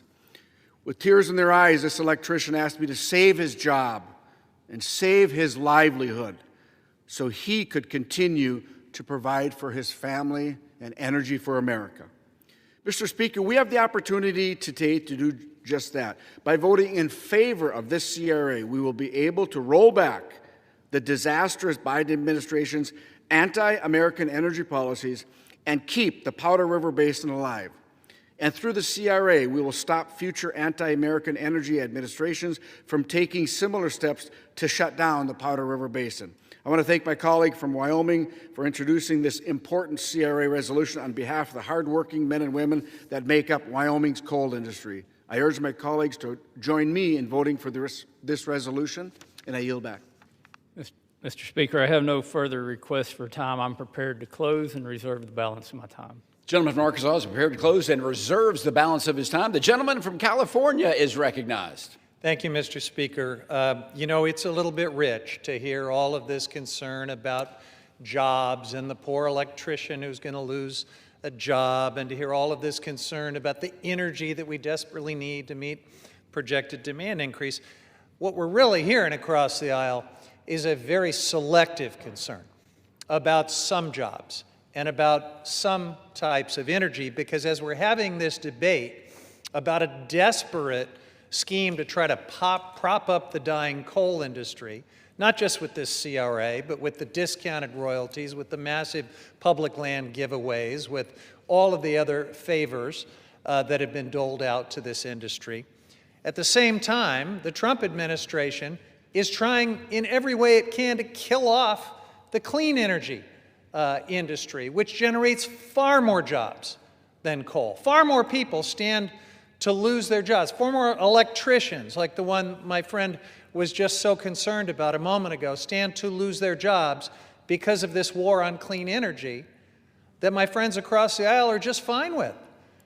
Now, Chairman Westerman said we need all types of new energy. Well, you know, I guess we'll have a chance this week to find out if that too is just more happy talk, more hollow words, because there'll be a markup on his legislation on permitting, and Democrats have been asking for meaningful changes to this war on clean energy as the first item to have a serious negotiation and discussion about that. We'll find out, and I hope that Mr. Westerman delivers on his promise to work in good faith with Democrats and to do something about the war on clean energy. But unless and until he does, and unless and until my colleagues across the aisle stop pretending that an entire industry with far more jobs than coal and far more energy that can be brought to bear to meet rising demand at far less cost, until they stop pretending that that war on clean energy is not happening, all of this, frankly, is just political theater. Now, Mr. Speaker, to the point about the so-called viability of coal, let's just zoom in on the coal industry in the Powder River Basin, the very place that would be impacted by this CRA. On October 6th, the Bureau of Land Management held a lease sale for 167 million tons of coal on public lands on the Montana side of this specific basin. The BLM received one bid that was valued, that valued each ton of coal at 1/10 of 1 penny. The administration rejected that bid and canceled the lease sale because that abysmal price did not meet the requirements of fair market value outlined in the Mineral Leasing Act. That's the reason that the BLM came together to finalize the Buffalo Field Office RMP amendment to address decreasing demand for coal, which is both the dirtiest and the most expensive form of energy. House Republicans would give away your public lands and waters to big coal for pennies, fractions of pennies. The coin that they are phasing out as practically worthless. It's about as valuable as the coal that they're trying to subsidize. This resolution will do nothing to address skyrocketing energy bills in Wyoming or anywhere else. A conservative former Wyoming state representative recently penned an op-ed that really speaks to what's happening on the ground, and I quote, "We need responsible legislators who do not rely on wishful thinking to make long-term policy decisions. It's time to take off the aluminum foil hats filled with wishful thinking and make some real decisions based on responsible prediction," end quote. I reserve the balance of my time. The gentleman from California reserves. The gentleman from Arkansas. Mr. Speaker, I'm prepared to close and continue to reserve. The gentleman continues to reserve. The gentleman from California. Thank you, Mr. Speaker. In closing, I strongly oppose this resolution. Using the CRA to overturn this RMP and the others that we're debating this week will throw our public lands into chaos. It completely sidelines the input and perspectives of local communities who spent years working with BLM on this plan. And it's another reckless attempt to prop up the fossil fuel industry and line the pockets of polluters, all at the expense of affordable energy and good-paying jobs. The Buffalo Field Office RMP allows existing coal leases to continue with reasonable safeguards to reduce emissions and protect land and water. Congress should not be overturning this plan with the sledgehammer of the CRA. I strongly urge my colleagues to vote no on the resolution, and to my Republican colleagues, I urge you to think twice about the consequences of this action and setting this chaotic precedent. I yield back. The gentleman from California yields. The gentleman from Arkansas. Thank you, Mr. Speaker. And since my colleague mentioned the SPEED Act, which we'll be marking up in committee on Thursday, even though it is not on the floor today, I'll put in a shameless plug for our bipartisan legislation that is not only tech neutral, but it's agnostic to the project type. It would definitely help us produce more energy in America, and it will also help us to build things in America again, something we desperately need to do. And we'll debate that Thursday, and hopefully someday we'll be out here debating it on the floor. But as we look at this particular RMPA that is on the floor today because the Biden administration, on their way out, pushed something through by rule that they could never get passed into law. And a CRA, I remind you, is so that Congress can exert its legislative authority over an administrative agency or over an administration. And I would remind future administrations not to make dumb rules when you're going out the door, or somebody in Congress will be standing here, maybe on the other side of the aisle, doing a CRA to turn back the rulemaking ability that is not lawmaking as we're instructed to do in the Constitution as the legislative branch. But in response to the actual RMPA that we're talking about, the CRA on it today, now is the time to unleash American energy. The Buffalo Field Office Resource Management Plan would not only devastate Wyoming's energy workforce, it would raise prices nationwide. We are in a competition. We're in a competition with China that certainly hasn't backed off on building coal-fired plants. Matter of fact, they're building at a rate of about one every 2 or 3 days coming online because they know they need reliable energy, they need affordable energy, and they need that to establish their manufacturing dominance and to beat us in the race for AI. We can't allow that to happen. Even though China produces twice as much electricity as we do today, we shouldn't be discriminating against any energy source. We should be trying to produce as much energy as we can so that we can win in that competition. By passing this CRA, we're restoring the BLM's multiple use and sustained yield mandate and preventing future administrations from locking up America's natural resources. The era of curtailing multiple uses of our federal lands hopefully is over, and it's time to usher in a golden age of unleashing our energy and mineral resources. I urge adoption of this bill, and I yield back the balance of my time. The gentleman from Arkansas yield. All time for debate has expired. Pursuant to House Resolution 879, the previous question is ordered on the joint resolution. The question is on engrossment and third reading of the joint resolution. Those in favor say aye. Those opposed say no. The ayes have it. Third reading. Joint resolution providing for congressional disapproval under Chapter 8 of Title 5 United States Code of the rules submitted by the Bureau of Land Management relating to Buffalo Field Office Record of Decision and approved Resource Management Plan amendment. The question is on passage of the joint resolution. Those in favor say aye. Those opposed say no. The ayes have it. The joint resolution is passed. For what purpose does the gentleman from California seek recognition? You'll never guess why. I'm going to request the yeas and nays. The yeas and nays are requested. Those in favor by a vote of the yeas and nays will rise. A sufficient number having risen, the yeas and nays are ordered. Pursuant to Clause 8 of Rule 20, further proceedings of this question will be postponed.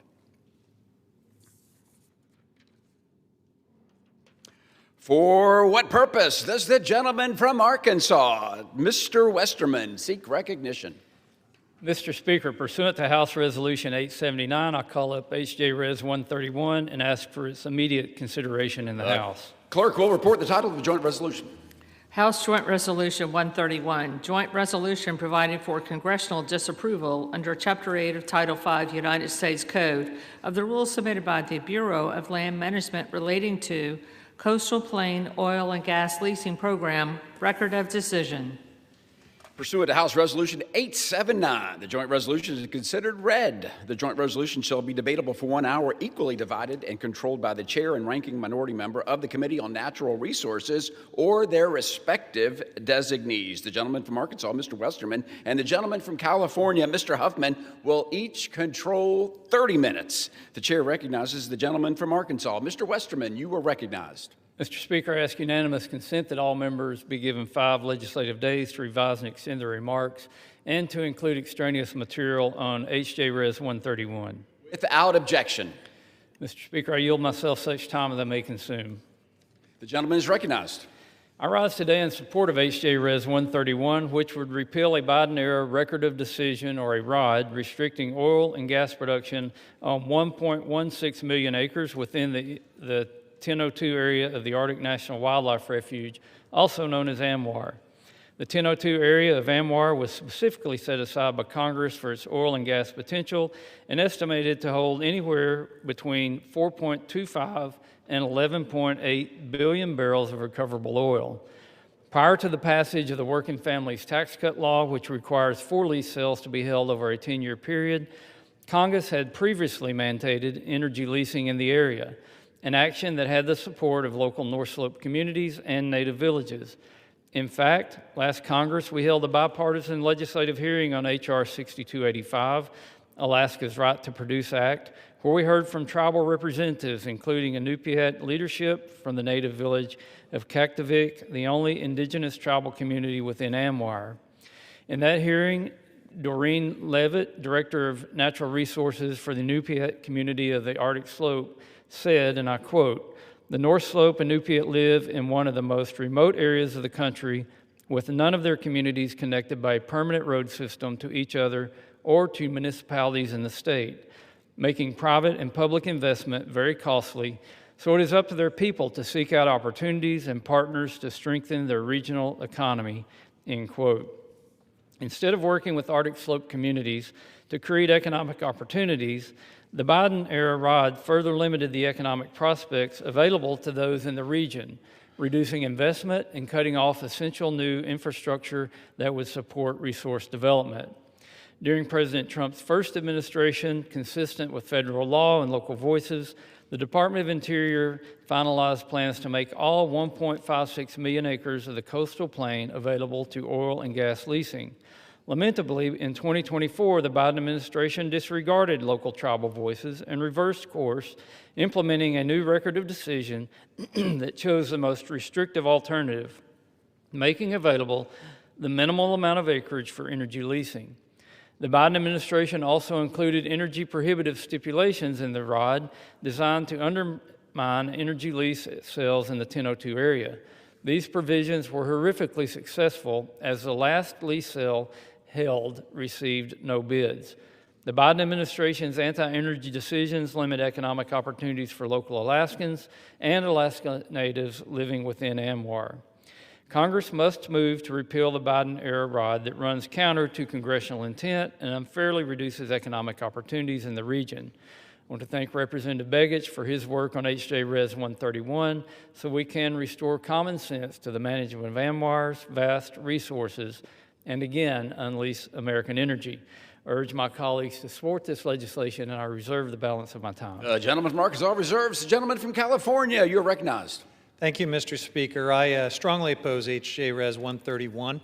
The Congressional Review Act resolution here would overturn BLM's Coastal Plain Oil and Gas Leasing Program record of decision. My Republican colleagues are once again pursuing policies that expand our nation's carbon pollution and expose our communities to future disasters. Not only would this legislation grant access to one of the most ecologically sensitive and, yes, incredibly difficult regions to drill, but it would reverse significant strides that Democrats have made to protect lands that tribal nations have occupied since time immemorial. This misguided bill would lock in oil and gas development in the Arctic National Wildlife Refuge, an area known to the Gwich'in people as the sacred place where life begins. The coastal plain is the heart of the porcupine caribou herd's calving grounds. It hosts nearly 200 migratory bird species annually, connecting the rest of the United States and also the world to this cradle of our natural heritage. Equally vital, the 9,000-strong Gwich'in Nation, whose subsistence and culture depend on the caribou herd, reside along the herd's migratory route, making any disruption not only a threat to biodiversity, but also an assault on indigenous livelihoods and traditions. Let me read to you a quote from the executive director of the Gwich'in Steering Committee, Kristen Moreland. She says, quote, "It is unthinkable that our congressional decision makers continue to push to exploit the coastal plain of the Arctic Refuge for oil and gas drilling." She continues, "We rely on the caribou, not only spiritually and culturally, but for our survival and subsistence. This action from D.C. is an insult to the Gwich'in people and ignores those realities," end quote. Sovereign Inupiat for Living Arctic also oppose this proposal. They said, and I quote, "Many Alaska Native communities are already facing negative health impacts from oil and gas development on their lands and are struggling to provide for their families due to impacts on the local fish and wildlife populations." Now, Mr. Speaker, these words remind us that the climate crisis is here, it is real, and it is exacerbated by this administration's relentless push towards fossil fuels. In the Arctic, temperatures are rising 4 times faster than the global average. And it is the indigenous communities in northern Alaska and in the refuge that are disproportionately feeling the devastating impacts of the climate crisis. Melting permafrost and changing species migration patterns are threatening food security, cultural traditions, and their ways of life. You'll hear my Republican colleagues argue that increased oil and gas development in the Arctic will be good for America's bottom line. That is patently false. Let me take you back to 2017, when Republicans cut a backroom deal to help pay for Trump's billionaire tax cuts the first time around by drilling in the Arctic refuge. 2 refuge lease sales were included, in part to offset the cost of those tax giveaways to the wealthy.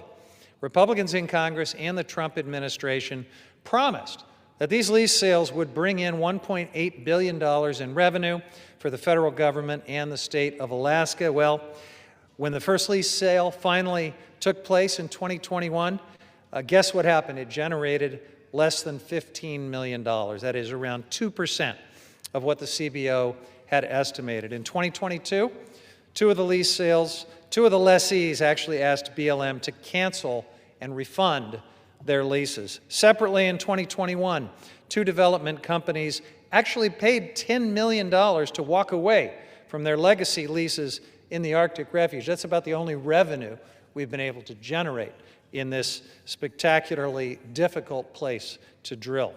Taxpayers for Common Sense, a nonpartisan group focused on deficit reduction, recently said that drilling in the refuge has never been a credible revenue offset, and it isn't now. They even found that new leasing in the area would only raise at most $30 million. A drop in the bucket when you consider my Republican colleagues'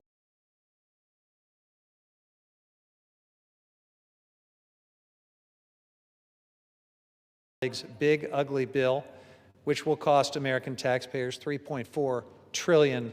This resolution is the latest attack from my Republican colleagues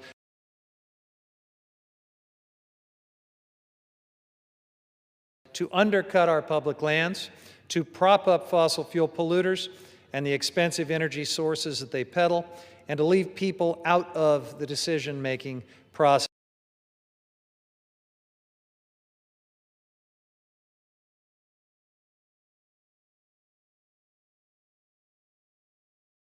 All while driving up energy prices for the American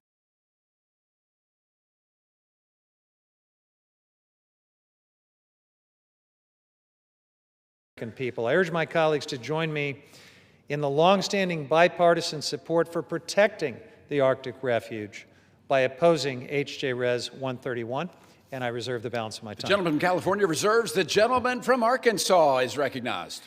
Mr. Speaker, I yield 4 minutes to the gentleman from Alaska, the lead sponsor of this legislation, Mr. Begich. The gentleman from Alaska is recognized for 4 minutes. Mr. Speaker, as the sole representative of Alaska in the United States House, I rise today in strong support of House Joint Resolution 131, a resolution to overturn the Biden administration's 2024 record of decision and action that severely restricted energy development on the coastal plain of Alaska's North Slope.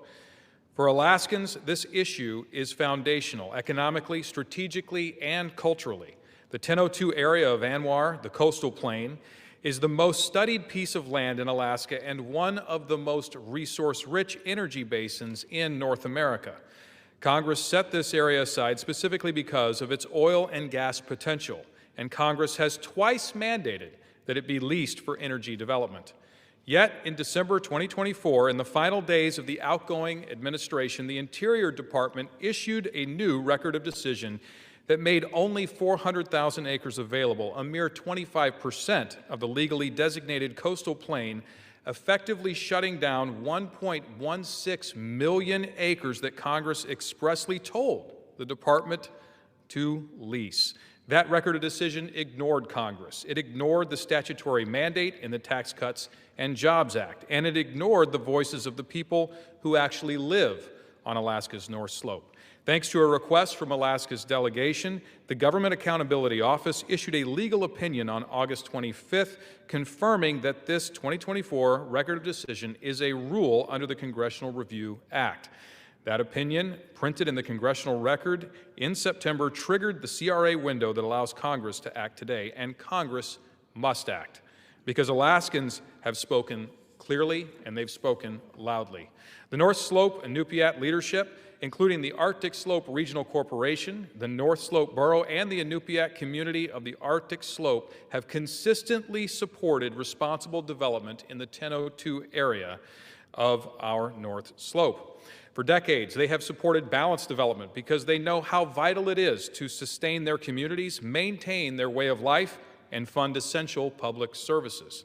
Oil and gas development on the North Slope provides 95% of local tax revenue, which pays for schools, clinics, utilities, public safety, and infrastructure in some of the most remote and high-cost communities in America. Without development, those services disappear. Mr. Speaker, the law is clear, the science is clear, and the economic reality is undeniable.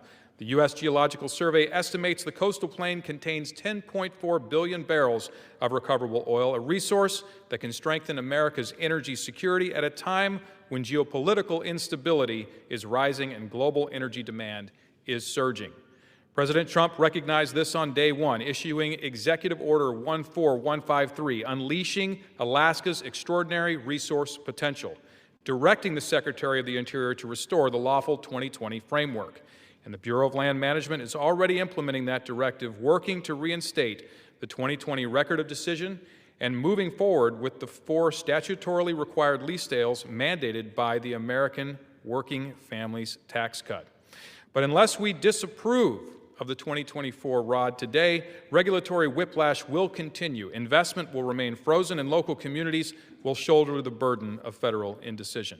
House Joint Resolution 131 ends that uncertainty. It restores the legally compliant 2020 record of decision. It restores the full acreage Congress authorized for leasing, and it restores, importantly, the voice of the North Slope residents in Alaska. Mr. Speaker, Alaska has the energy the world needs. America has the workforce to develop that energy responsibly. And Alaska's communities from Utqiagvik to Kaktovik have been asking for consistency, partnership, and respect from their federal government. Today, we can answer that call, and I urge my colleagues to vote yes, support Alaska, support American energy security. I yield back. Gentleman, time has expired. Gentleman from Arkansas reserves. The gentleman from California is recognized. I reserve. The gentleman from California reserves. The gentleman from Arkansas, you are recognized. Mr. Speaker, I yield 4 minutes to the gentleman from Minnesota, Mr. Stauber. The gentleman from Minnesota is recognized for 4 minutes. Mr. Speaker, I rise today in strong support of this CRA resolution introduced by my good friend and colleague, Representative Begich. This resolution overturns the Biden administration's actions to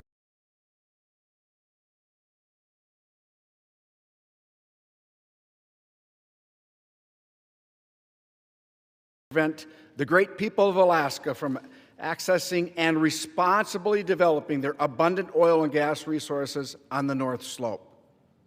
Yet again, these actions were just another part of the Democrat and President Biden's agenda. Anywhere but America, any worker but American. This was put out by the Biden administration, Mr. Speaker, on December 8th, mere weeks before the transition to the Trump administration. Last Congress, I was proud to introduce the Alaska's Right to Produce Act, which reversed many of the same anti-American energy policies of the Biden administration and passed the House with bipartisan support. Alaska is blessed with a tremendous wealth of natural resources.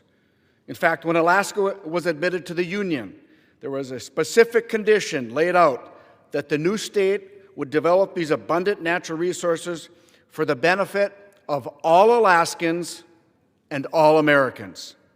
The Biden administration took step after step to block the Alaskan people from developing these resources, levying more sanctions. The Biden administration levied more sanctions on the state of Alaska than they did Iran. Congress time and time again has passed laws to encourage and even require oil and gas leasing and development in the 1002 area of ANWR. The Biden's administration record of decision runs completely counter to the laws that Congress has enacted. And they played games to discourage development, like only offering unfavorable acreage in their lease sale. These policies run counter to the wishes of the Alaska Natives across the North Slope of Alaska. I had the honor of leading a bipartisan delegation of my colleagues on the Natural Resources Committee to the North Slope last year to visit with these Alaska Natives and see the responsible oil and gas operations firsthand. These individuals depend on revenues from oil and gas development for their everyday lives. In fact, Alaska Natives who are enrolled shareholders of the Arctic Slope Regional Corporation collect nearly $30,000 a year thanks to responsible oil and gas development on the North Slope. And the Biden administration failed to properly consult with the people of the North Slope when they decided to lock up ANWR and the NPRA. Former Secretary of the Interior Deb Haaland refused request after request to meet and hear from them. And this was told to us in a meeting in the Natural Resources Committee. The CRA resolution will correct this by giving Alaska and the Alaska Natives of the North Slope the opportunity to responsibly develop 1002 area of ANWR, which was set aside by Congress for this direct purpose. Mr. Speaker, I want to thank my colleague for introducing this important CRA resolution on behalf of all Alaskans. And I urge my colleagues to join me in voting for this resolution, and I look forward to this passing this House, and I yield back. The gentleman from Arkansas reserves. The gentleman from California is recognized. I reserve.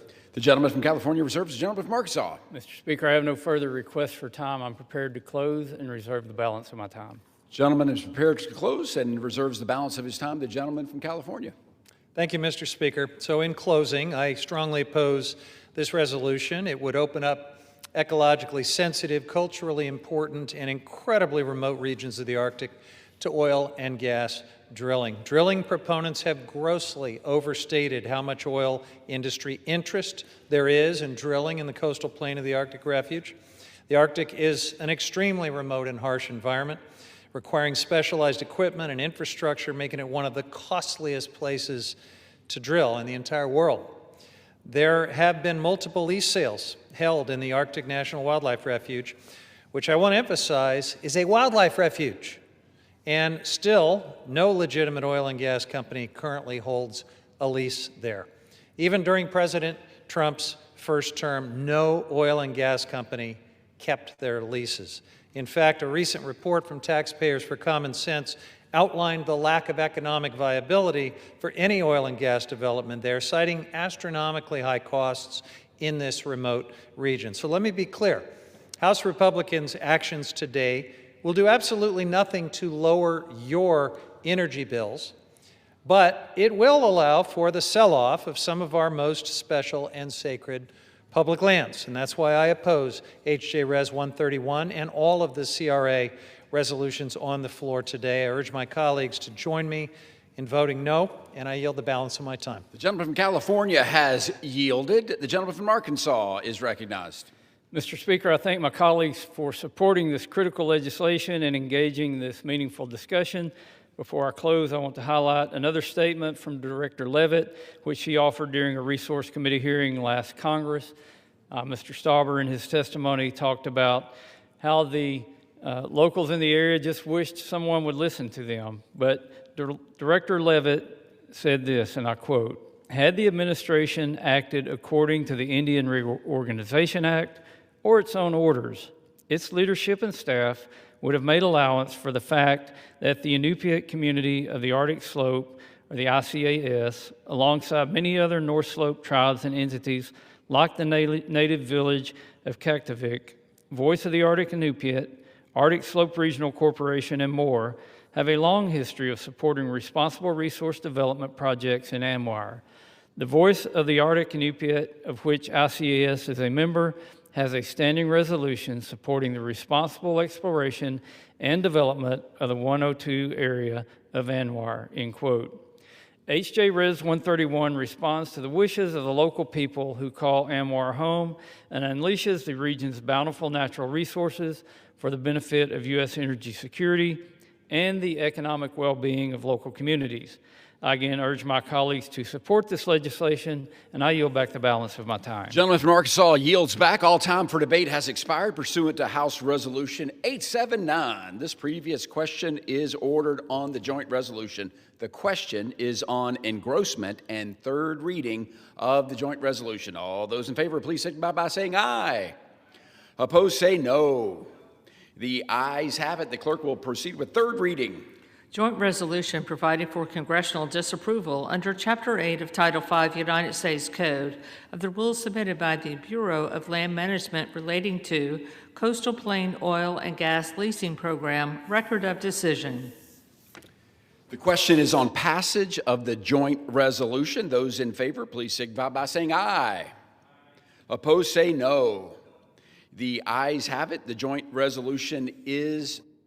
What purpose does the gentleman from California seek recognition? Request the yeas and nays. The yeas and nays have been requested. Those favor a vote by yeas and nays will rise. A sufficient number having risen. The yeas and nays are ordered pursuant to Clause 8 of Rule 20. Further proceedings on this question will be postponed.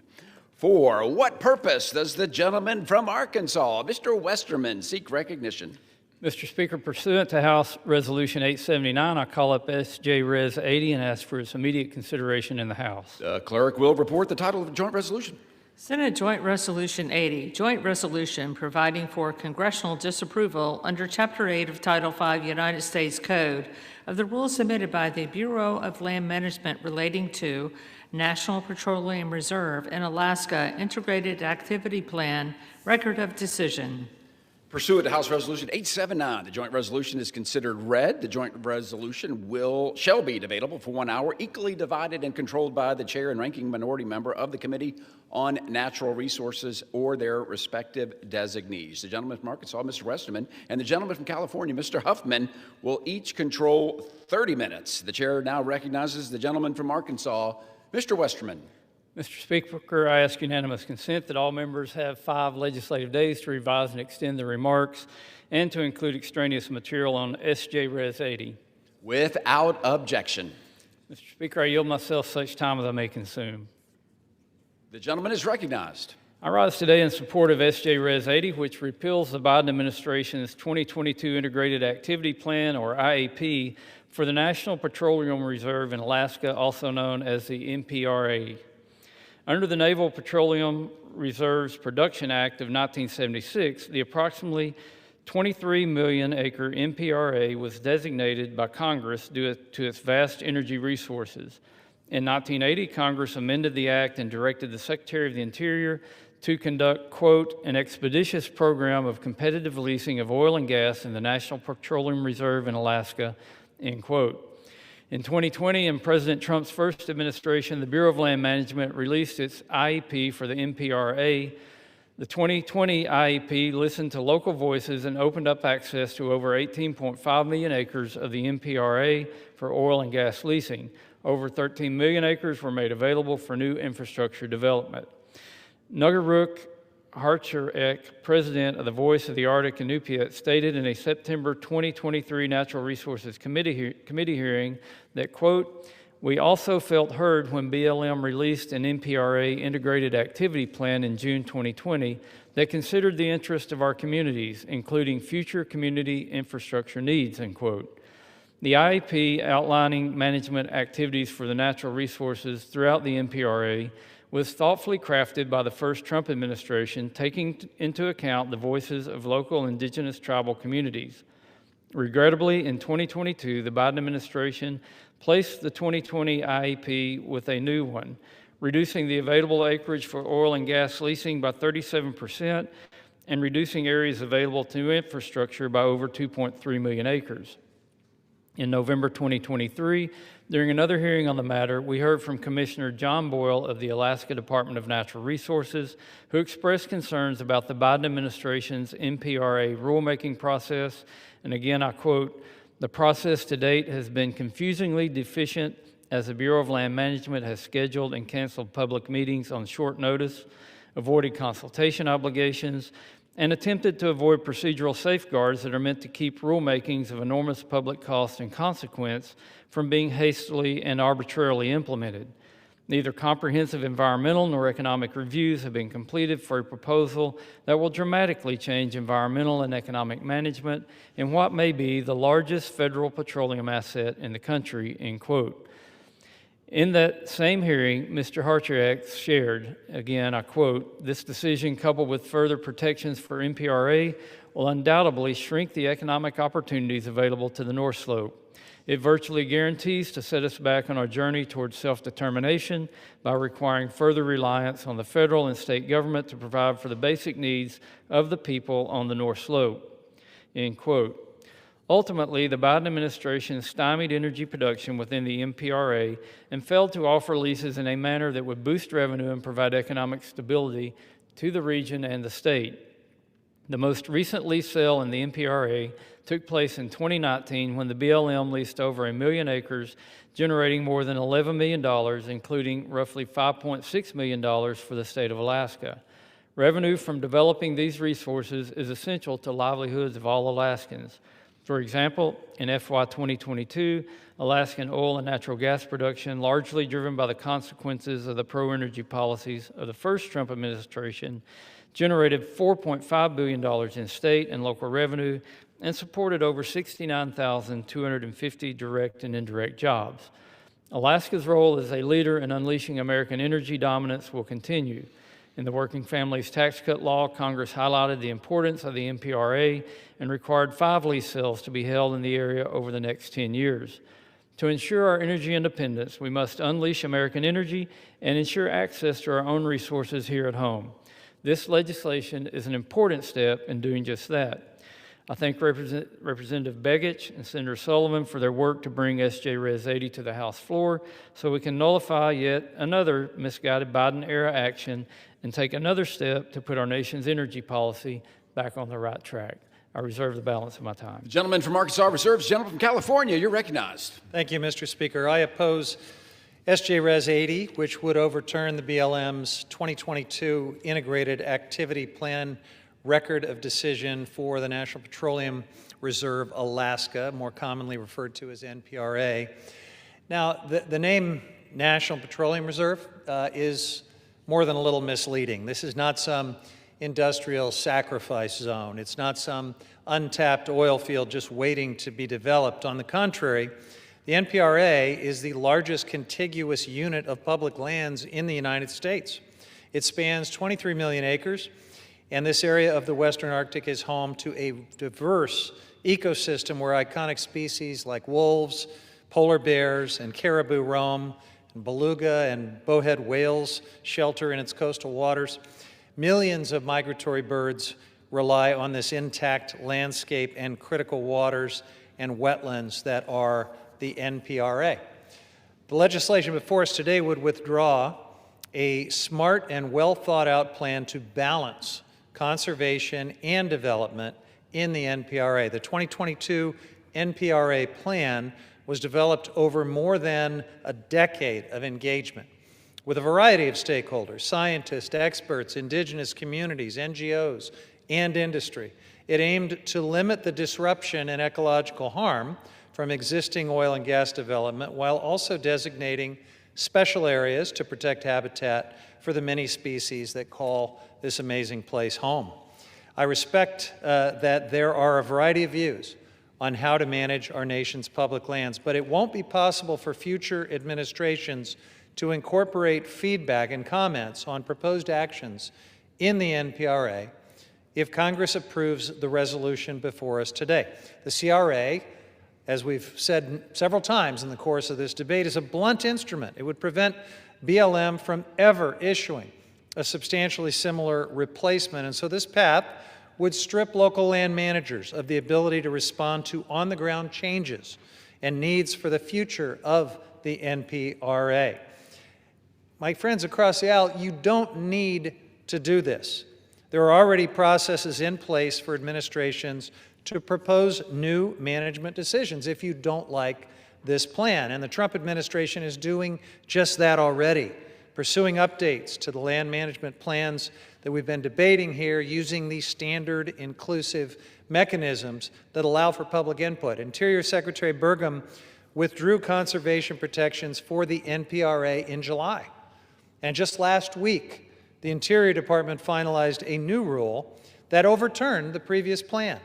The Congressional Review Act is simply the wrong tool to address any changes to management of these lands, and it's not even necessary. So why do my Republican colleagues need to take up our valuable floor time here debating a rule that their friends in the administration have already rescinded?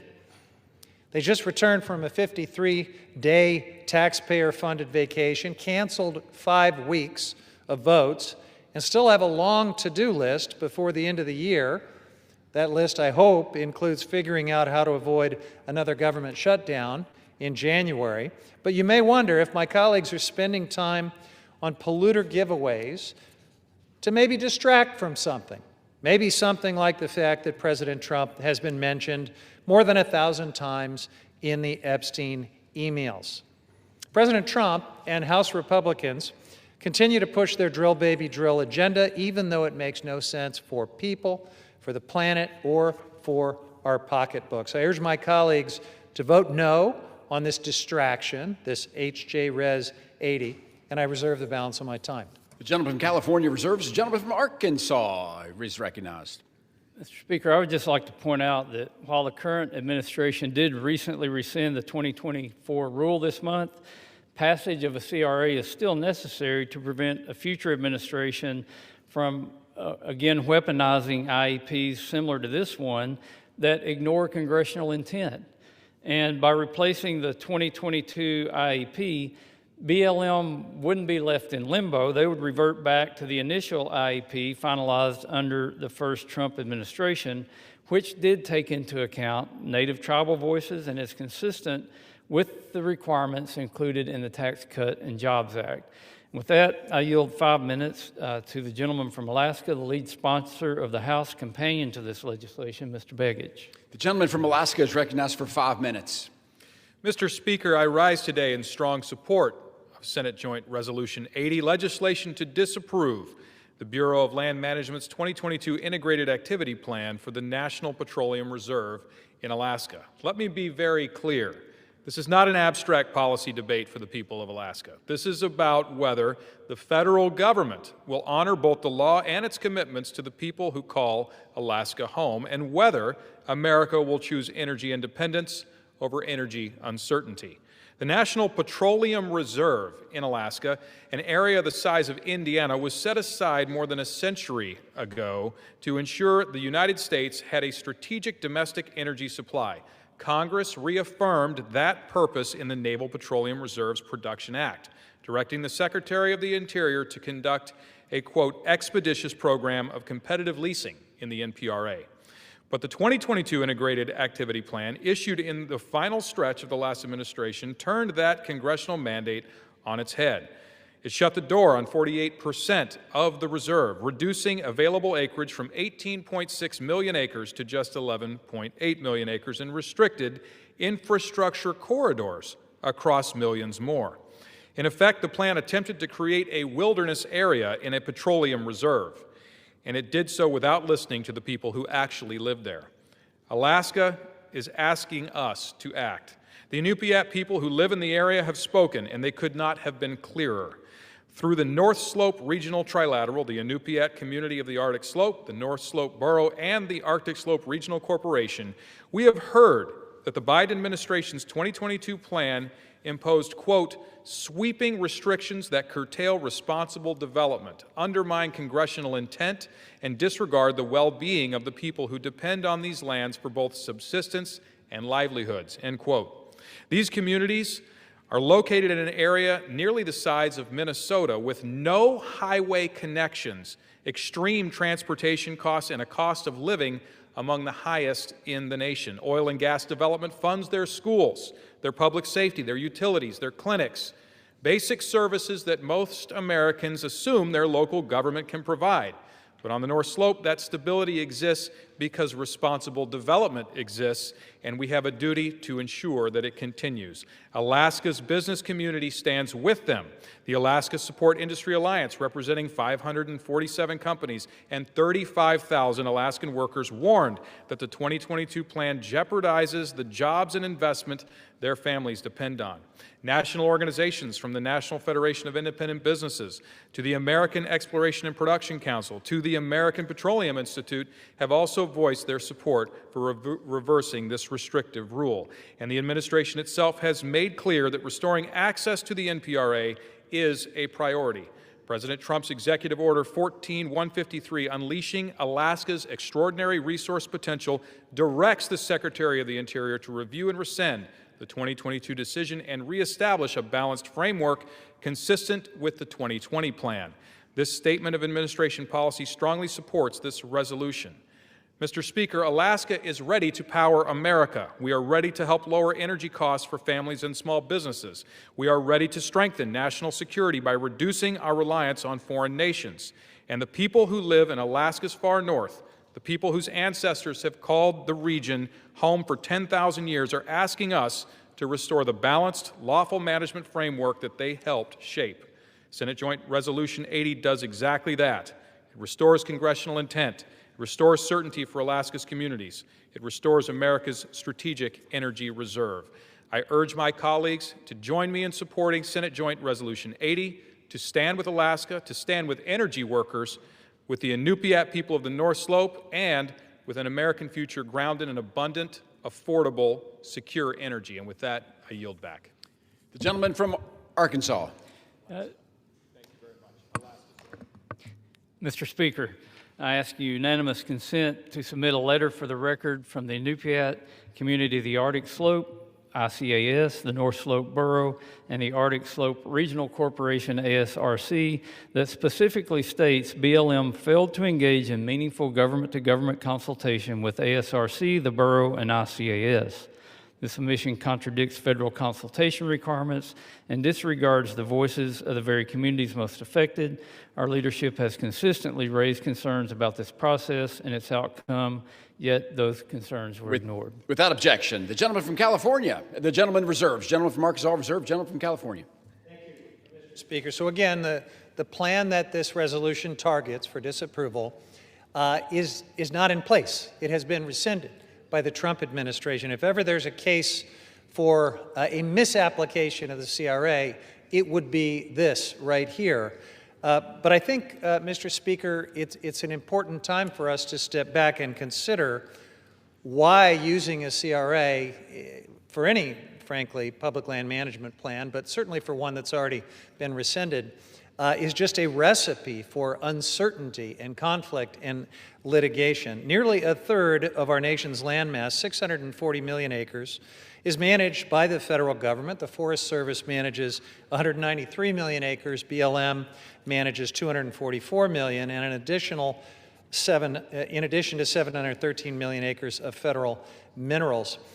For nearly 50 years, BLM and the Forest Service have managed these lands under management plans required by the Federal Land Policy and Management Act and the National Forest Management Act. And these plans, known as Resource Management Plans, we've been calling them RMPs, establish safeguards for watersheds and recreation areas. They facilitate energy development and grazing and logging and other commercial activities, and provide a mechanism for harmonizing the needs of local communities with our national goals and perspectives.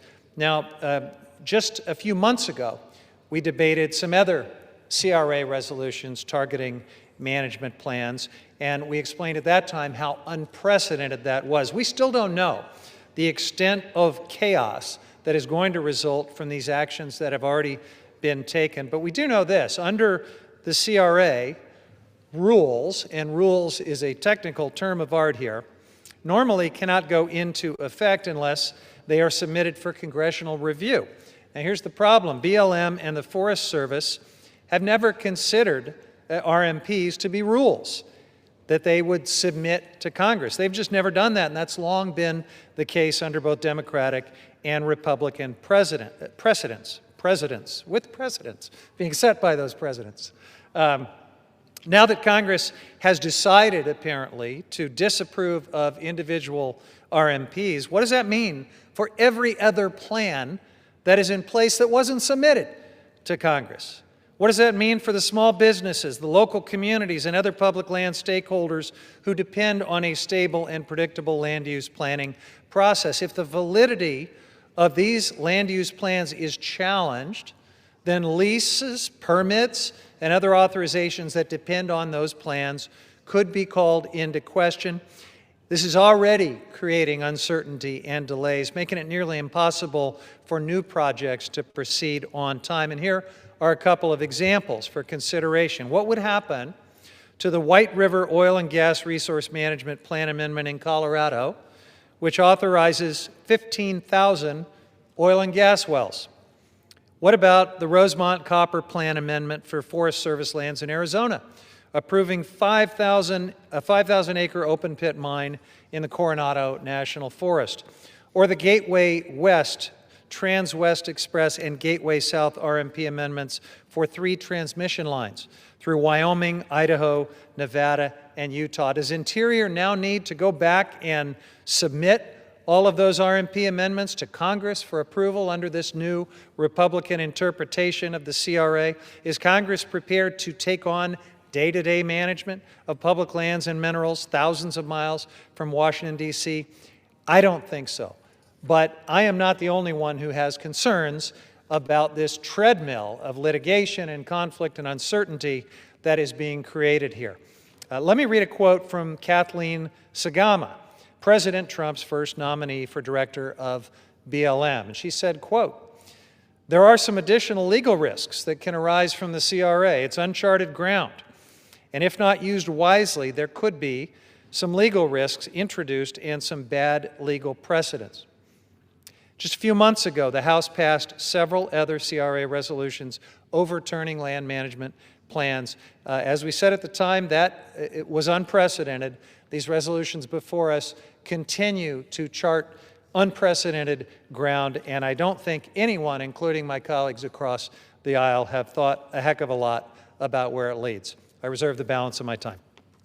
Gentleman reserves. The gentleman from Arkansas is recognized. Mr. Speaker, I would submit that a recipe for disaster is when an administration goes out on their own, goes around the laws that Congress passed, and implement bad rules on their way out the door and expect no repercussions from that. I'd say a recipe for good governance is when Congress acts within their power to disapprove of these rules, and that's exactly what we're doing with the CRA to make sure that these rules are followed. Mr. Speaker, I have no further requests for time. I'm prepared to close, and I reserve the balance of my time. Gentleman reserves. The gentleman from California is recognized. I thank you, Mr. Speaker. I just want to point out that, we've heard a number of times now that more drilling is necessary in the name of energy independence. And I want to remind my colleagues that the United States is already the #1 producer of oil in the world and the #1 producer and exporter of gas in the world. But you would sure never know it when you look at the energy bills that are facing families all over this country. It is abundantly clear that the drill, baby, drill agenda is not working for everyday Americans. As long as we are dependent on the fossil fuel roller coaster, American consumers will be at the whim of the global oil and gas market. But if we want energy independence, and if we want lower utility bills, we need to get back on track with the transition to clean energy. It is cheaper, it is safer, and it is generated entirely here at home instead of being at the mercy of global price shocks like oil and gas just inherently are. Instead, this legislation would make us more reliant on fossil fuels and more entangled with the price effects of this fossil fuel roller coaster. Plus, oil from America's Arctic will not come online for many, many years. The Willow project, for example, won't start until around 2029. Meanwhile, the Arctic is warming 4 times faster than the rest of the world. Even at the Willow project, developer ConocoPhillips will use artificial chillers to freeze melting permafrost before drilling for oil. That's the kind of complexity and additional cost that is inherent in drilling in these remote, pristine parts of the Arctic. The project itself will release nearly 300 million metric tons of carbon pollution into the atmosphere over its lifetime, the equivalent of at least 66 coal-fired power plants. Again, Mr. Speaker, if we want true energy independence and security, we need to combat the climate crisis and transition to clean, renewable energy. And with that, I reserve. Gentleman reserves. The gentleman from Arkansas is recognized. Mr. Speaker, I'm prepared to close and reserve the balance of my time. Gentleman reserves. The gentleman from California is recognized.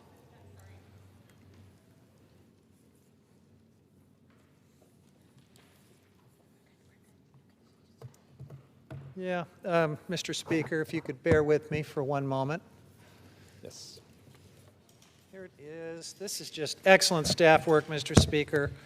In closing, I strongly oppose this resolution. The 3 Congressional Review Act resolutions that we've been considering here today are going to strip local land managers of the ability to respond to future challenges and changes and needs in the Arctic National Wildlife Refuge, the NPRA, and the Powder River Basin. If these reckless resolutions pass, these places will be locked into outdated plans that fail to account for changes in community needs, industry needs, and yes, climate-driven impacts. And these CRA resolutions are completely unnecessary because the Trump administration has already acted on their own to replace these plans. Even oil and gas industry experts across the political spectrum agree that the use of the CRA on land use plans creates regulatory and legal ambiguity. In fact, Kathleen Sagama, as I just told you, former President Trump's former nominee to lead the BLM, recently said, it's a quote worth repeating, there could be some legal risks introduced and bad legal precedent, unquote, when using CRAs in this manner. Yet apparently, my friends across the aisle are just going to do it anyway.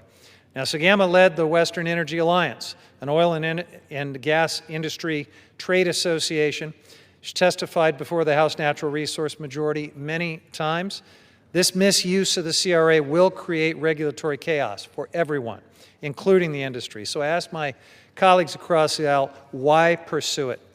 House Republicans are continuing to lock the American people into higher energy costs by pushing their fossil fuel playbook and sabotaging clean, renewable energy. Our constituents deserve better. They deserve a future with clean and affordable energy where utility bills aren't skyrocketing, where we know our lands and waters won't suffer as a result. That's why I oppose this resolution and urge all of my colleagues to join me in voting no, and I yield the balance of my time. The gentleman from California yields. The gentleman from Arkansas is recognized.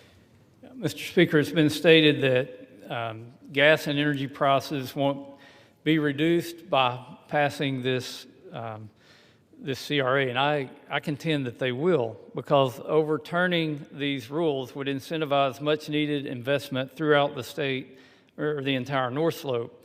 The regional impacts of increased energy production in Alaska cannot be overstated. Refineries in the region, including California and Washington, are equipped to handle Alaskan oil, and the refinery in Kenai produces most of the state of Alaska's gasoline. The North Pole Refinery provides jet fuel for our military, amongst other aviation fuels. 2 other refineries located in Valdez and near Fairbanks also produce diesel and heating fuels. And let me point out that 3 out of 10 state households in Alaska rely on fuel oil, kerosene, or propane for home heating. Now, you may ask, why would they rely on these fuels that are traditionally more expensive when Alaska has trillions of cubic feet of natural gas? That's because that natural gas is on the North Slope, and even in the city of Anchorage, they're running out of natural gas because they can't move the gas from the North Slope, they can't develop infrastructure, and not only can they not meet their own needs with that gas, they certainly can't export it to our allies. As many have shared, the NPRA is essential to unleashing American energy dominance and sustaining economies throughout Alaska. Congress must also act to undo the harm that the previous administration imposed And we must work to unlock the estimated 8.7 billion barrels of oil and 25 trillion cubic feet of natural gas the NPRA holds. By repealing this decision, we can help uphold tribal voices and revert to the 2020 IAP that considered their meaningful input. Letting these plans shut down energy production in the NPRA linger would be devastating to Alaskans, especially the Native communities on the North Slope. Without jobs, people may leave these communities, jeopardizing the culture and social fabric of the region. We cannot afford to let this happen. We must pass SJ Res 80. I urge my colleagues to support passage of the important legislation. I yield back the balance of my time. The gentleman yields the balance of his time. All time for debate has expired. Pursuant to House Resolution 879, the previous question is ordered on the joint resolution. The question is on third reading of the joint resolution.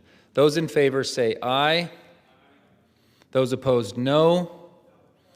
The ayes have it. Third reading. Joint resolution providing for congressional disapproval under Chapter 8 of Title 5 United States Code of the rules submitted by the Bureau of Land Management relating to National Petroleum Reserve in Alaska Integrated Activity Plan Record of Decision. The question is on passage of the joint resolution. Those in favor say aye. Those opposed say no. It's about 6-7. The ayes have it. For what purpose is the gentleman? Request the yeas and nays. California seek recognition. The yeas and nays are requested. Those favoring a vote by the yeas and nays will rise. A sufficient number having risen, the yeas and nays are ordered. Pursuant to Clause 8 of Rule 20, further proceedings on this question will be postponed. Purpose does the gentlewoman from New York seek recognition? Mr. Speaker, pursuant to Clause 2A1 of Rule 9, I rise to give notice of my intent to raise a question of the privileges of the House. The form of the resolution is as follows. H-Res 889. Censuring Representative Corey Mills. In the House of Representatives, resolution censuring Representative Corey Mills. Whereas Representative Corey Mills has on several occasions conducted himself in a manner that reflects discredit upon the House of Representatives. Whereas on February 19, 2025, Washington, D.C. Metropolitan Police Department officers were called to resolve a private matter at Representative Corey Mills' residence, where officers were called to the 1300 block of Maryland Avenue Southwest around 1:15 p.m. for the report of an assault.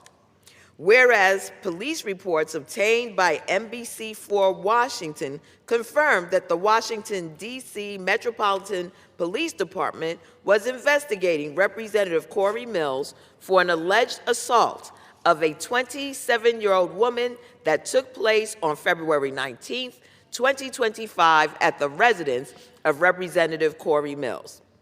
Whereas the first police report provided to NBC4 Washington by a source and confirmed by a second source familiar with the investigation said that the 27-year-old woman accused her significant other for over a year of having grabbed her, shoved her, and pushed her out of the door, and also said that the woman involved showed the officer bruises on her arm which appeared fresh.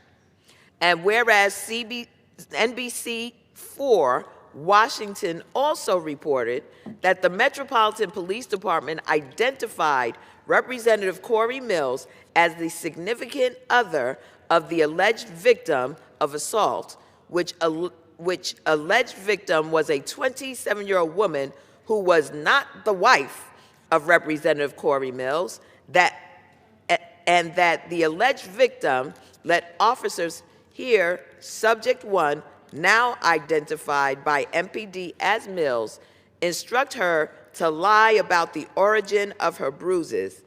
Eventually, Subject 1 made contact with police and admitted that the situation escalated from verbal to physical, but it was severe enough to create bruising.